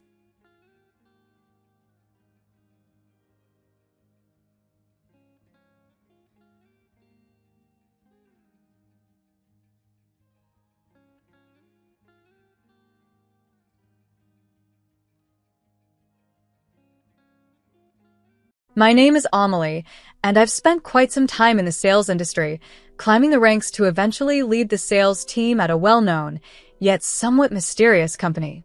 Life was all about relentless work and achieving impressive sales figures.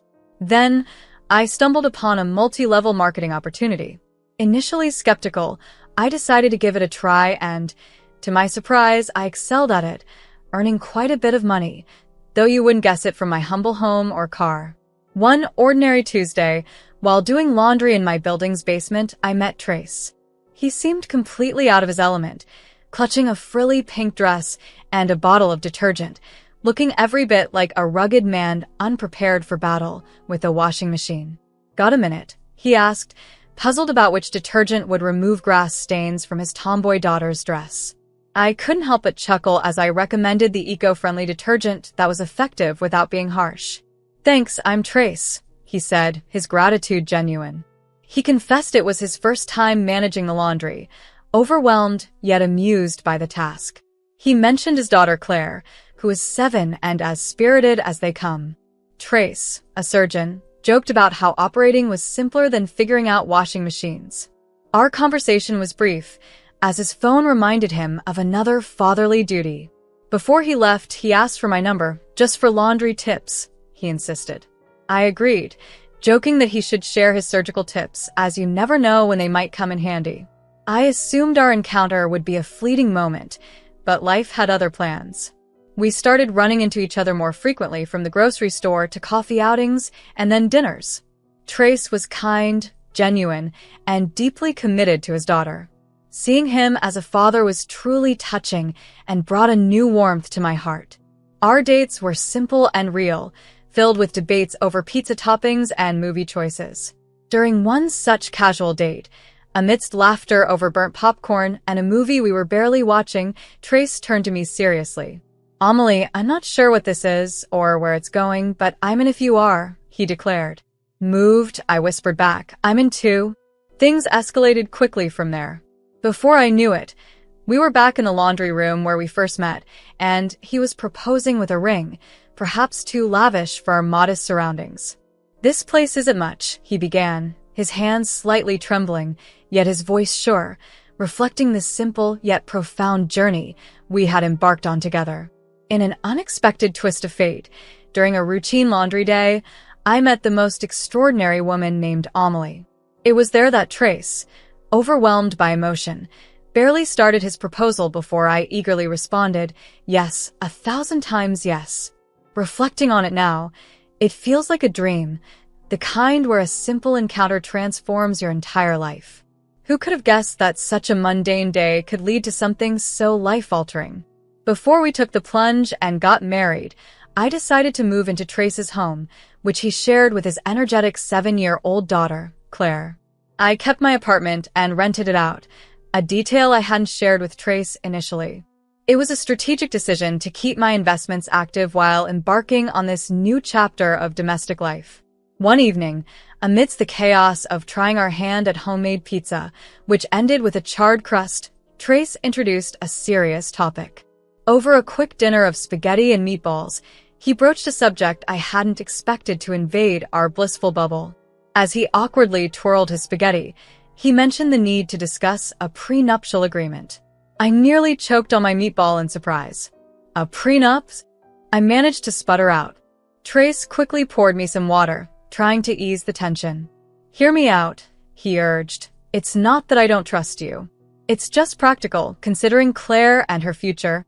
As I sipped my water, collecting my thoughts, Trace continued, explaining the practicality of protecting both our interests, especially given our respective successes, his practice and my thriving business. Though I understood his logic, it felt as if we were planning for failure. Trace, sensing my unease, reassured me, saying, "Amelie, this isn't about doubting our future. It's a safety net for both of us." His sincerity and the inclusion of potential future children in his reasoning softened my initial resistance. Let's approach this smartly, but without cold lawyers. Let's make this agreement about us, about our family, I proposed. His warm grin sealed the deal. We'll make it the most romantic prenup ever. He joked, a concept that was both amusing and heartening. The following weeks were a whirlwind of meetings with lawyers and notaries, ensuring our agreement was fair yet secure. Though not the most romantic prelude to our wedding, we managed to find humor and connection through the process. With the prenup eventually signed, we shifted our focus to the wedding, a modest but heartfelt celebration with close friends and family, with Claire charming everyone as the flower girl. The day was filled with laughter and tears of joy, solidifying our bond. As we danced our first dance, Trace whispered, "See, we're making it. The prenup's just a piece of paper. This," he gestured around, "is real life." I nestled closer, reassured. Yes, this is us for better or worse. Even in those seemingly perfect moments, a persistent nagging doubt haunted me. Was the subtle unease I felt a harbinger of storms to come, a fracture in our foundation, or merely the reality of adulthood asserting itself? As time passed, our domestic life seemed increasingly skewed. Trace buried himself in work, leaving me to manage household chores, assist Claire with her schoolwork, and fit in my work from a small desk crammed into a bedroom corner. Early on, I had suggested to Trace the idea of him starting his medical practice. It seemed a natural progression, blending my business acumen with his medical skills. "Trace, have you ever considered starting your clinic? You'd excel at it, and we could run it together," I mentioned one evening, aiming for a light yet earnest tone. He barely glanced up from his dinner, his fork freezing midair. "Amelie, drop it. I'm a surgeon, not a businessman. And you're just a housewife. What do you know about running a business?" His words stung sharply. "Just a housewife? Really, Trace? I've managed a successful business before. I know what I'm talking about." He scoffed, dismissing my experience. "Don't kid yourself, Amelie. Your little side project isn't akin to launching a medical practice. Stay out of it." I held back, a biting retort. The argument wasn't worth it, but the belittlement hurt, especially given my prior achievements. As months rolled by, Trace's demeanor grew increasingly bitter. He would return home late, reeking of alcohol, venting his frustration about how younger doctors were undermining him, usurping his surgeries and his prestige. I tried to reach out, to understand what was truly bothering him. "Trace, this isn't like you. What's really going on at work?" I asked, seeking to close the growing gap between us. He shrugged off my concern, his eyes shadowed with disdain. "What does it matter to you? You wouldn't understand. It's cutthroat out there, Amelie. You're shielded in this little bubble." His words felt like a slap, diminishing my attempts to support him and our marriage, leaving me increasingly isolated. Claire's evolution from a sweet child to a defiant teenager only compounded the difficulties. Her demands and attitude escalated, and the day she berated me over being denied a shopping trip was particularly painful. "I can't believe you. You're just a greedy old witch. Dad should never have married you." Her words, filled with anger, cut deep. I tried to remain composed, countering with, "Claire, that's enough. I am not your enemy." But it was like speaking to a brick wall. She stormed off, and I wondered what had happened to the sweet girl I once knew. Seeking Trace's support felt increasingly futile. "She's your daughter, Trace. She's out of control. We need to do something," I pleaded, recounting Claire's latest outburst. He responded coldly, "She's right, you know. You're not her mom. Don't pretend to be." Each word felt like another nail in the coffin of our marriage. I was alone, My contributions and feelings were overlooked, and my presence was barely tolerated. Things deteriorated further when Trace stopped contributing to household expenses. There I was, managing my online business, keeping us fed, and feeling more alone than ever in a home full of people. Maintaining our home and ensuring all bills were paid on time became my sole responsibility, far from the partnership I thought I had signed up for. It felt as if I was running a one-woman charity for someone who didn't appreciate my efforts. Nights were sleepless, spent tallying expenses and wondering how our life had strayed so far from the dream I envisioned. The dream certainly didn't include me being stretched thin financially, while Trace acted as if we were a perfect family. One dismal night, as I sat hunched over my laptop on the couch, I overheard Trace in the next room. His voice was low and tinged with panic as he spoke on the phone. "Yeah, messed up the surgery again, left a damn surgical sponge inside her. But don't worry, I've got it covered. We'll pin it on the assistant. No one's going to suspect a thing." My heart sank. This was no longer just about our strained relationship. It touched on his ethics and his patient's safety. I knew I had to confront him. Approaching Trace, I mustered the courage to discuss what I had overheard. "Trace, we need to talk about your call. You can't seriously be thinking about blaming someone else for your mistake." He whirled around, his face contorted with anger. "Mind your own damn business, Amelie. This has nothing to do with you." Stunned by his reaction, I tried to reason with him. "Trace, this is about right and wrong. You can't just," but he cut me off, shouting, "Just shut up. I'm sick of you. You're a terrible cook, and you're a lousy stepmom to Claire." His harsh words felt like a physical blow. As the argument escalated, Trace's fury peaked. "You know what, Amelie? I want you out. You're nothing but a drain. Get out of my house now." Before I could process what was happening, he shoved me out the door into the cold night, clad only in my pajamas. Shocked and shivering, I banged on the door, my voice steady but firm. "Open this door, Trace, or I swear I'll call the police." After a tense wait, he reluctantly let me back in.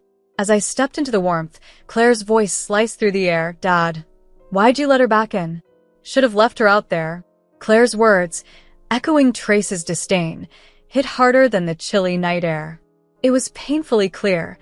I had given everything to this family, only to be seen as an outsider, as though I were worthless. That moment clarified everything for me. They did not deserve my care, love, or sacrifices. The next morning, waking up felt like shedding a massive burden. Trace had already left for work, silent and cold. Claire, too, left for school without a word or glance in my direction. If they chose to treat me as invisible, I decided I could do one better. I would disappear for real. I packed my bags, collected important documents, and left for one of my apartments that was sitting empty. The silence of that empty apartment was a balm after months of chaos.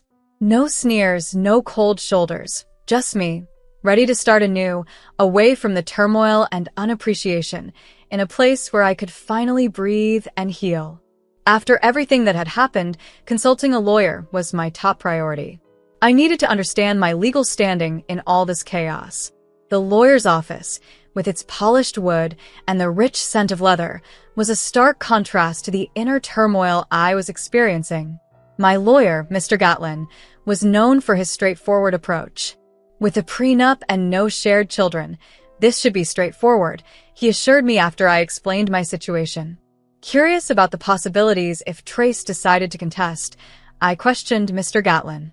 Leaning back, he interlocked his fingers thoughtfully.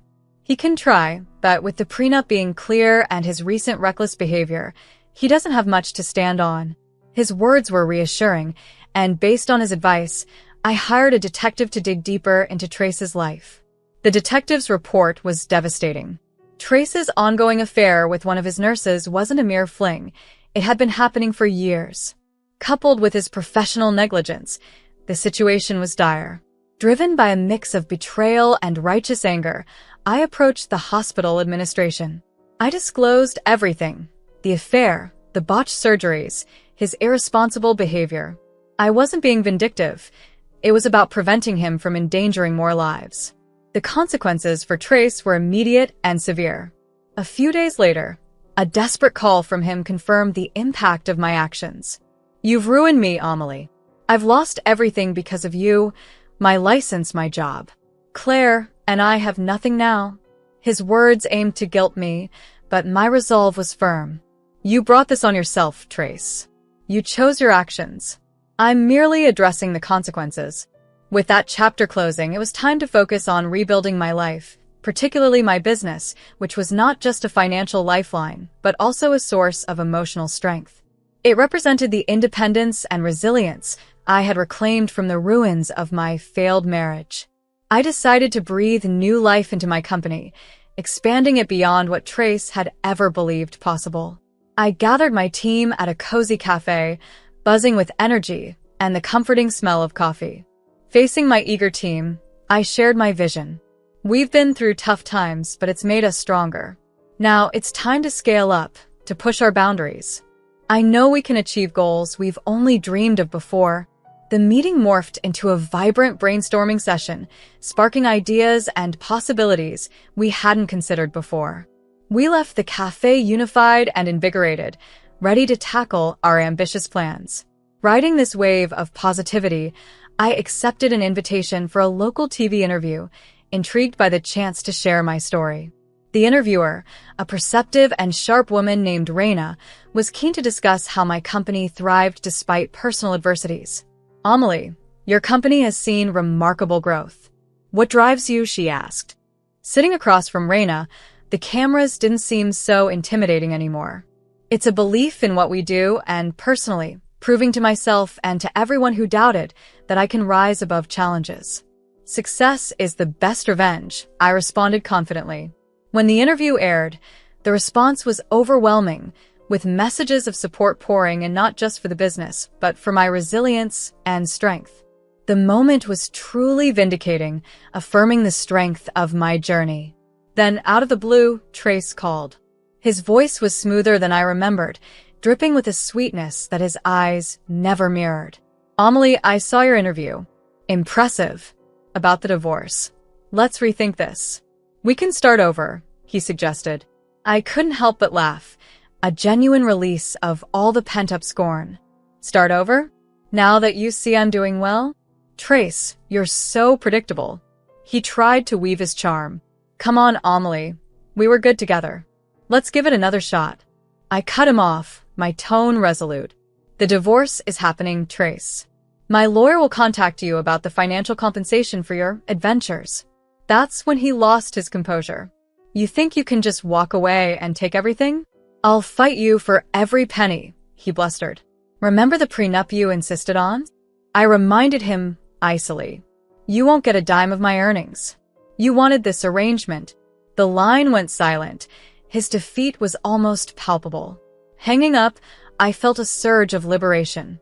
This was more than just a legal victory. It was a reclamation of my dignity and independence. A week after the drama had settled, I was surprised to find Claire, my stepdaughter, waiting outside my apartment. She was dressed down in a manner I had always suggested, but which she had never adopted before. It seemed like a calculated move, perhaps designed to appeal to my sympathies or my wallet. "Can we talk?" she asked, her voice softer than I remembered. "All right, come in," I said, stepping aside to let her enter. This was her first visit to my place, and she scanned the modest decor and the neatness I maintained. She hesitated before speaking. "I want to live with you. I can't stand being with Dad anymore." Looking at her, really looking, all I could see were the dollar signs in her eyes. It was clear this wasn't about finding a nurturing home. It was about securing a more comfortable one. "Claire, you know that's not possible," I said firmly. "I can see what you're trying to do, and it's not going to work." She broke down then, tears and promises to pour out. "I'll change. I'll do anything you ask. Just please don't make me go back there." It was tough watching her fall apart, but I knew it was part of her act. "Claire, my decision is final." "I can't help you," I said, guiding her to the door. Her desperation was palpable, but it didn't sway me. Her tears no longer seemed genuine, not after everything. Once she left, the divorce proceedings moved quickly. Trace's infidelity, now publicly known, simplified things on my end. I received financial compensation, a small victory, but a victory nonetheless. Blocking their numbers was the last step, severing the final tie between us. It was truly over this time. I was free, ready to rebuild my life on my terms, without the shadow of their manipulation darkening my doorstep again. With the chapter on my marriage closed, I poured all my energy into my business and personal growth. My company wasn't just surviving, it was thriving, expanding in ways I hadn't dared to dream of before. One day, as I was reviewing sales reports, Louisa, my faithful companion and assistant, burst into my office, her face alight with excitement. "You won't believe the numbers this quarter, Amelie. We've outdone ourselves." I smiled, leaning back in my chair. "Hit me with the good news." "We've doubled our sales," she announced, her enthusiasm matching the news. With our new marketing strategy proving to be a goldmine, Louisa couldn't contain her excitement as she burst into my office. "People love the authenticity we're bringing to the table," she announced, nearly jumping with enthusiasm. I couldn't help but laugh, my laughter ringing bright and genuine. "That's incredible, Louisa. It's all thanks to the hard work and dedication of this team. We've built something truly amazing here." After Louisa left, brimming with plans and preparations for the next steps, I took a moment to absorb the quiet of my office. The silence was a stark contrast to the chaos of my past, serving as a testament to how far I'd come. I had not only rebuilt my life, but had elevated it, creating success and stability from the ruins left behind by Trace and Claire. The silence was interrupted by the ringing of my phone. It was a call from a community organization.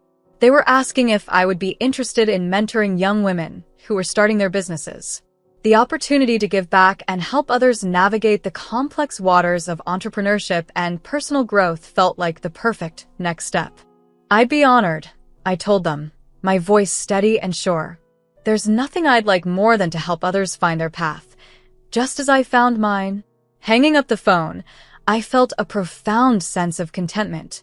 My journey had come full circle, from struggling to stand on my own 2 feet to being in a position to lift others up. This was not just a continuation of my career, but a chance to make a meaningful impact, fostering growth and resilience in the next generation of entrepreneurs.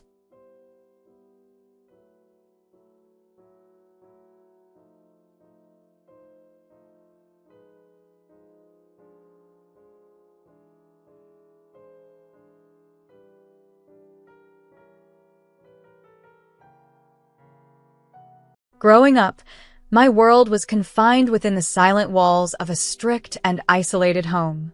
Under the watchful eyes of my family, life passed in shades of gray, with every action monitored and every expression stifled.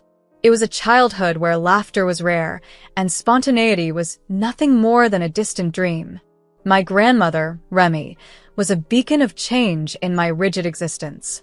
She recognized the suffocating environment and, with a heart full of resolve and kindness, rescued me from it when I was just 13. Under her nurturing care, I discovered a world vibrant with love and warmth, a stark contrast to my earlier years. This newfound freedom allowed me to blossom. I found joy in soft laughter, embraced freedom over restrictions, and chose love instead of fear. Yet, the shadows of my strict upbringing lingered, molding me into a shy, modest woman. I found solace in the digital realm, choosing web design as a career. It was a perfect fit, allowing me to channel my creativity into the online world from the safety of my home. As I turned 30, Remy believed it was time for me to expand my horizons further. She introduced me to Devin, a man slightly older than me, known for his charm and gentle demeanor. Our first meeting took place in a cozy diner, filled with the inviting aroma of coffee and a soft murmur of conversations, which provided a comforting atmosphere. Devin's arrival felt like the beginning of a new chapter. "Your grandmother has told me so much about you, Katie. You're quite the artist with your web designs," Devin complimented, his voice smooth and his smile reassuring. His praise made me blush, a reaction I wasn't used to. "Thank you, Devin. Design truly is my passion," I replied, slowly easing into the conversation. Our connection was cautious yet genuine, like the delicate rays of dawn breaking through the darkness. Devon's words were soothing, easing years of built-up caution and reserve. "Katie, your modesty is refreshing. It's like finding a quiet cove in a stormy sea," he remarked, holding my gaze with a warm intensity that reached deep within me. In the days that followed, Devon and I explored our budding relationship through simple yet profound encounters. We shared long conversations over coffee, leisurely walks in the park, and laughter that lingered in the air long after we had parted. On a crisp autumn afternoon, as we walked through a park with leaves crunching underfoot, Devon shared a spontaneous idea. "Have you ever been to the old Wilson's farm? They have an apple orchard that looks straight out of a postcard this time of year," he suggested, his eyes alight with enthusiasm. I smiled, intrigued by the prospect. "I can't say I have. My adventures have mostly been limited to the digital world, you know," I responded, my curiosity piqued. He chuckled, a sound that resonated with warmth. "Well, I guess it's about time we changed that." As we ventured into new experiences together, life became more vivid and the colors around me brighter. Each moment with Devon opened up a world where I felt more alive, slowly stepping beyond the confines of my once restricted world. "Let's shake things up a bit. What do you say about going to pick apples this Saturday? I hear it's the perfect way to spend a crisp fall morning," Devon suggested one evening, his idea lighting up our usual, comfortable routine with the promise of a new adventure. Agreeing to this plan felt like a bold step away from my past, a past cloaked in silence and restrictions, toward a life bursting with color and vitality. As days merged into weeks, my connection with Devon deepened, evolving beyond mere shared interests or physical attraction. It became a bond forged in understanding and appreciation for the true selves we both presented.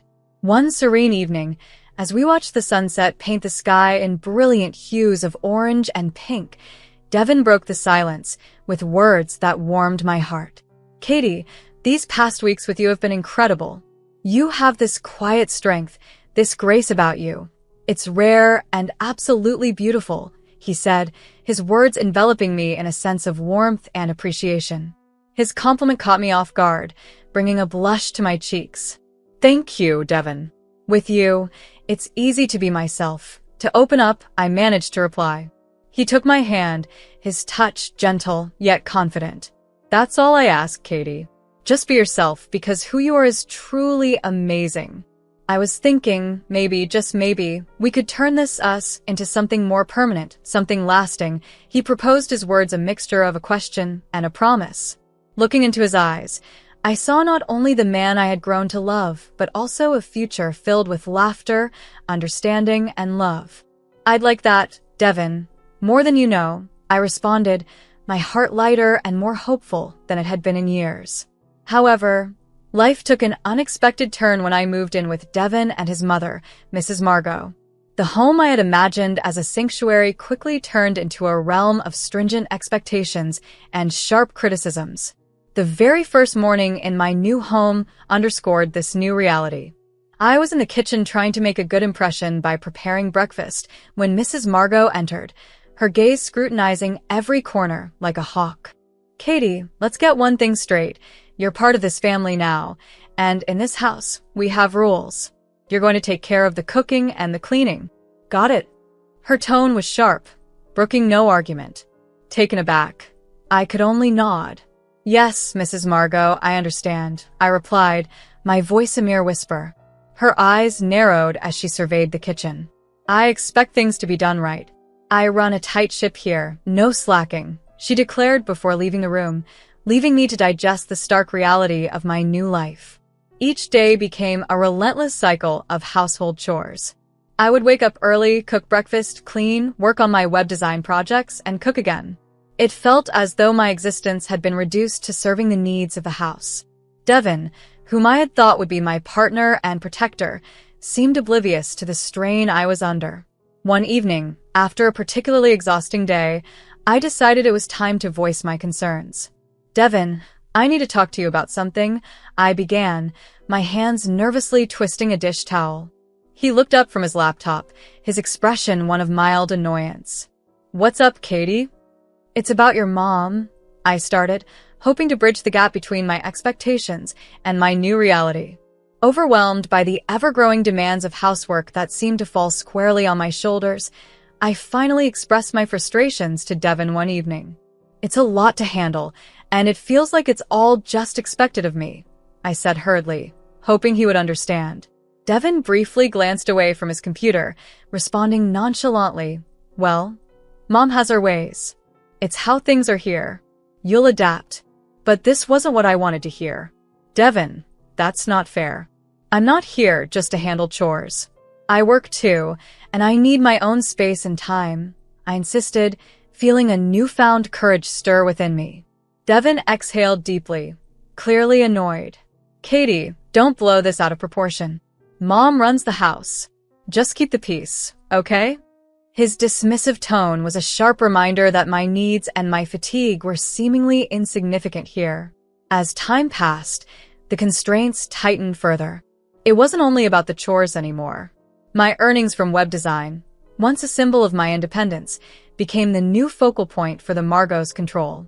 One evening, as I sat working at the dining table, Devin and Mrs. Margot confronted me with a conversation I wasn't prepared for. "We need to discuss your work, Katie," Devin began, his voice unusually grave. Confused, I looked up. "What about my work?" "Your income," Mrs. Margot cut in, her tone authoritative. "It's time for you to start contributing financially to the household. After all, you live here." My stomach churned with anxiety. "But I do contribute. I manage the house, the meals." "That's not enough," Devin interjected. "We mean financially. Your earnings should be added to the family account. It's only right." The blatant unfairness of their demand hit me hard. "But that's my money, Devin. I earned it. I have bills, personal expenses." Mrs. Margot scoffed. "Expenses? What could be more important than contributing to this family? Your role is to support us, just as we provide for you." Devin agreed, his eyes cold and distant. "It's settled then." "Your earnings will go into the family account. I'll handle the finances." I felt utterly trapped. My financial independence was being eroded, leaving me exposed and vulnerable. "Devin, this isn't fair. I should have a say in how my own money is used," I pleaded. He shrugged, his gesture chillingly indifferent. "Life isn't always fair, Katie. You're part of this family, and that's how we do things here." Mrs. Margot's piercing gaze ensured her words hit hard. "You'll be grateful later. We're teaching you what it means to be part of a family, to be a proper wife." Left alone with my thoughts, the reality sank in. My finances, my hard-earned money, were under their control. Trapped in the Margot household, my life had spiraled into an endless cycle of servitude. The control over my finances exerted by Devin and his mother was suffocating. Once a symbol of my independence, my earnings were now firmly in their grasp. Faced with an unbearable situation, I felt powerless.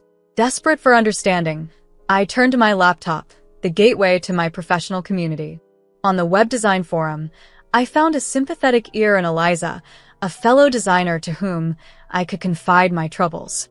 I confided in Eliza, a friend I'd made online, about the troubling situation at home. "Devin and his mom are controlling everything, even my earnings. I don't know what to do," I typed, my vision blurred by tears. Almost immediately, Eliza's response appeared on my screen. "Katie, that's not right. They're manipulating you. That's financial abuse," she pointed out sharply. The word abuse echoed in my mind, feeling both alien and painfully accurate. "Abuse?" I typed back, grappling with the realization. "Yes, abuse, Katie. You need to protect yourself. Start by educating yourself on psychological abuse and financial control. Knowledge is power," Eliza advised. Taking her advice seriously, I began immersing myself in psychology books, articles about financial abuse, and stories of people who had faced similar challenges.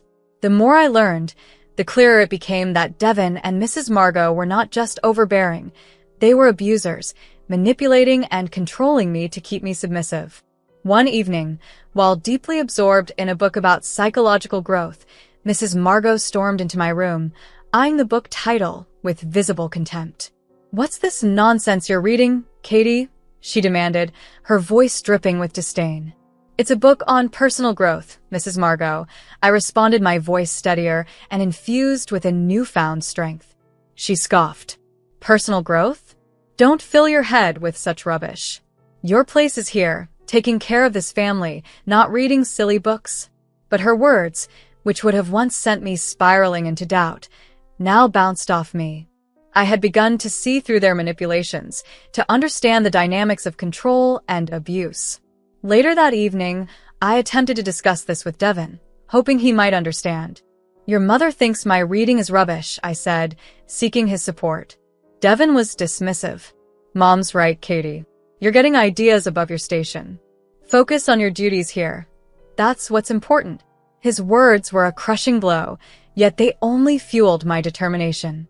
It was clear I was alone in this fight, but I was no longer the timid, compliant Katie they thought they knew. The knowledge I had armed myself with was now my weapon, and I was ready to use it. Life at the Margaux had pushed me to my limits. I had been enduring silently, suffering under their control and manipulation. But everything changed the day fate intervened in the most unexpected way. It was a regular morning, and I was out running errands, lost in my thoughts when suddenly a car sped around the corner. Before I could react, everything went black. I woke up in a sterile hospital room, my body aching and my mind foggy. As my vision cleared, I saw Devin and Mrs. Margot standing by my bedside. But their expressions were not of concern or worry. They were filled with irritation and anger.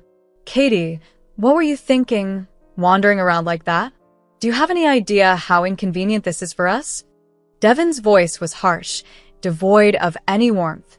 Mrs. Margot chimed in, her words sharp and cold. "Yes, and now who's going to take care of the house? The cooking, the cleaning? You've put us in quite a bind, Katie." I lay there, stunned, not by the pain from my injuries, but by the sheer lack of empathy from the people I had been living with. "I'm sorry," I managed to whisper, the words tasting bitter in my mouth. Devin's face twisted into a scowl. "Sorry doesn't cut it, Katie. We need you back on your feet, taking care of your responsibilities. This little stunt of yours is unacceptable." Mrs. Margot nodded in agreement, her eyes scanning me with disdain. "Absolutely." The coldness of their responses only solidified my resolve. It was time for a change, and I knew I couldn't go back to living under their control. Once I was back, they expected me to make up for lost time, showing no concern for my well-being. Their words ignited a fire within me. This was the turning point. I realized I was nothing more than a tool for them, useful only until worn out. "Enough," I declared, my voice stronger than I felt. "I'm not your maid, not your cook, not your ATM. I am a human being, and I deserve respect, care, and empathy, none of which you've shown." Devin's eyes widened, taken aback by my defiance. "Katie, you're not thinking straight. You need to calm down and remember your duties, your place in this family." But I was finished being dictated to about my place. "My place," I countered, my voice resolute, "is not here with you. I deserve better, and I will find better." The doctor entered at that moment, easing the tension briefly as he detailed my injuries and the lengthy recovery ahead. Devin and Mrs. Margot's faces fell as they considered the implications: weeks of convalescence, mounting medical expenses, and the absence of their compliant housekeeper. Devin, frustration coloring his tone, turned to me. "If you think you're going to sit back and enjoy a vacation at our expense, you're mistaken. If you're not back on your feet and fulfilling your duties in a month, consider this marriage over." For the first time, his threat didn't scare me. It liberated me. "Devin," I replied, a faint smile on my bruised lips, "I'm ready for that divorce. It's the best news I've heard in months." Their shocked expressions were the last I saw before they stormed out of the room. Lying in the hospital bed, I realized that the crash hadn't just broken my bones, it had shattered the chains that bound me. A couple of days after their visit, a nurse wheeled in a small cart with my personal belongings, a bag Devin had left for me. Among the items was my laptop, my window to the world, and a lifeline to my independence. As I slowly, painfully opened the laptop, the familiar screen greeted me like an old friend. I was about to undertake the most crucial project of my life, my liberation. I began by drafting an email to my lawyer, detailing the years of financial control, emotional manipulation, and recent threats from Devin and his mother. My fingers trembled, but with each word typed, I felt stronger and more in control. A few days later, Devin came to visit, his demeanor a mix of anger and disbelief. "Katie, what's this nonsense about a lawyer? You think you can take me on?" he scoffed, his voice echoing off the sterile hospital walls. "It's not nonsense, Devin. It's the truth. I'm done being your puppet. I'm taking back my life, money, and dignity," I replied, my resolve unwavering. He laughed, a cold, harsh sound. "You don't have the guts. You're nothing without me, without us." But I was no longer the old Katie. "Watch me, Devin. You and your mother have controlled and used me for long enough. Those days are over." His face reddened, a vein throbbing in his neck. "You'll regret this, Katie. You'll come crawling back." I shook my head, a small smile playing on my lips. "I'd rather crawl through fire than come back to you." After Devin stormed out, the days blended into weeks. My body healed, and with each day, my spirit grew stronger, fueled by a newfound freedom and the resolve to never return to the life I once endured. But more importantly, my spirit was mending too. I spent hours in that hospital room, my makeshift war room, reading, learning, and preparing for the battle ahead. That hospital room, once a symbol of my vulnerability, had transformed into a bastion of strength. The day I was discharged marked the commencement of a new chapter in my life. Grandma Remy, frail yet with in spirit unyielding, was by my side as I stepped out of the hospital.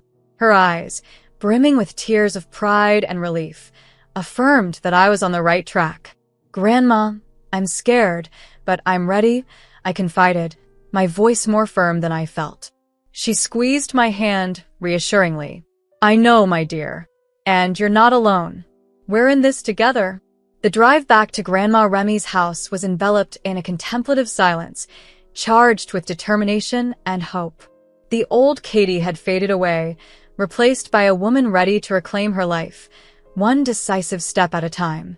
On the morning of the court hearing, Grandma Remy and I sat at her kitchen table, an unspoken understanding passing between us. "Katie, are you ready for this?" she inquired, her tone steady yet tinged with concern. I nodded, drawing strength from her unwavering support. "I am, Grandma. It's time to end this once and for all." At the courthouse, the air was thick with tension. Devin and Mrs. Margot were already there, their faces set in masks of arrogance and disbelief. They still couldn't grasp that the once submissive Katie was now challenging them.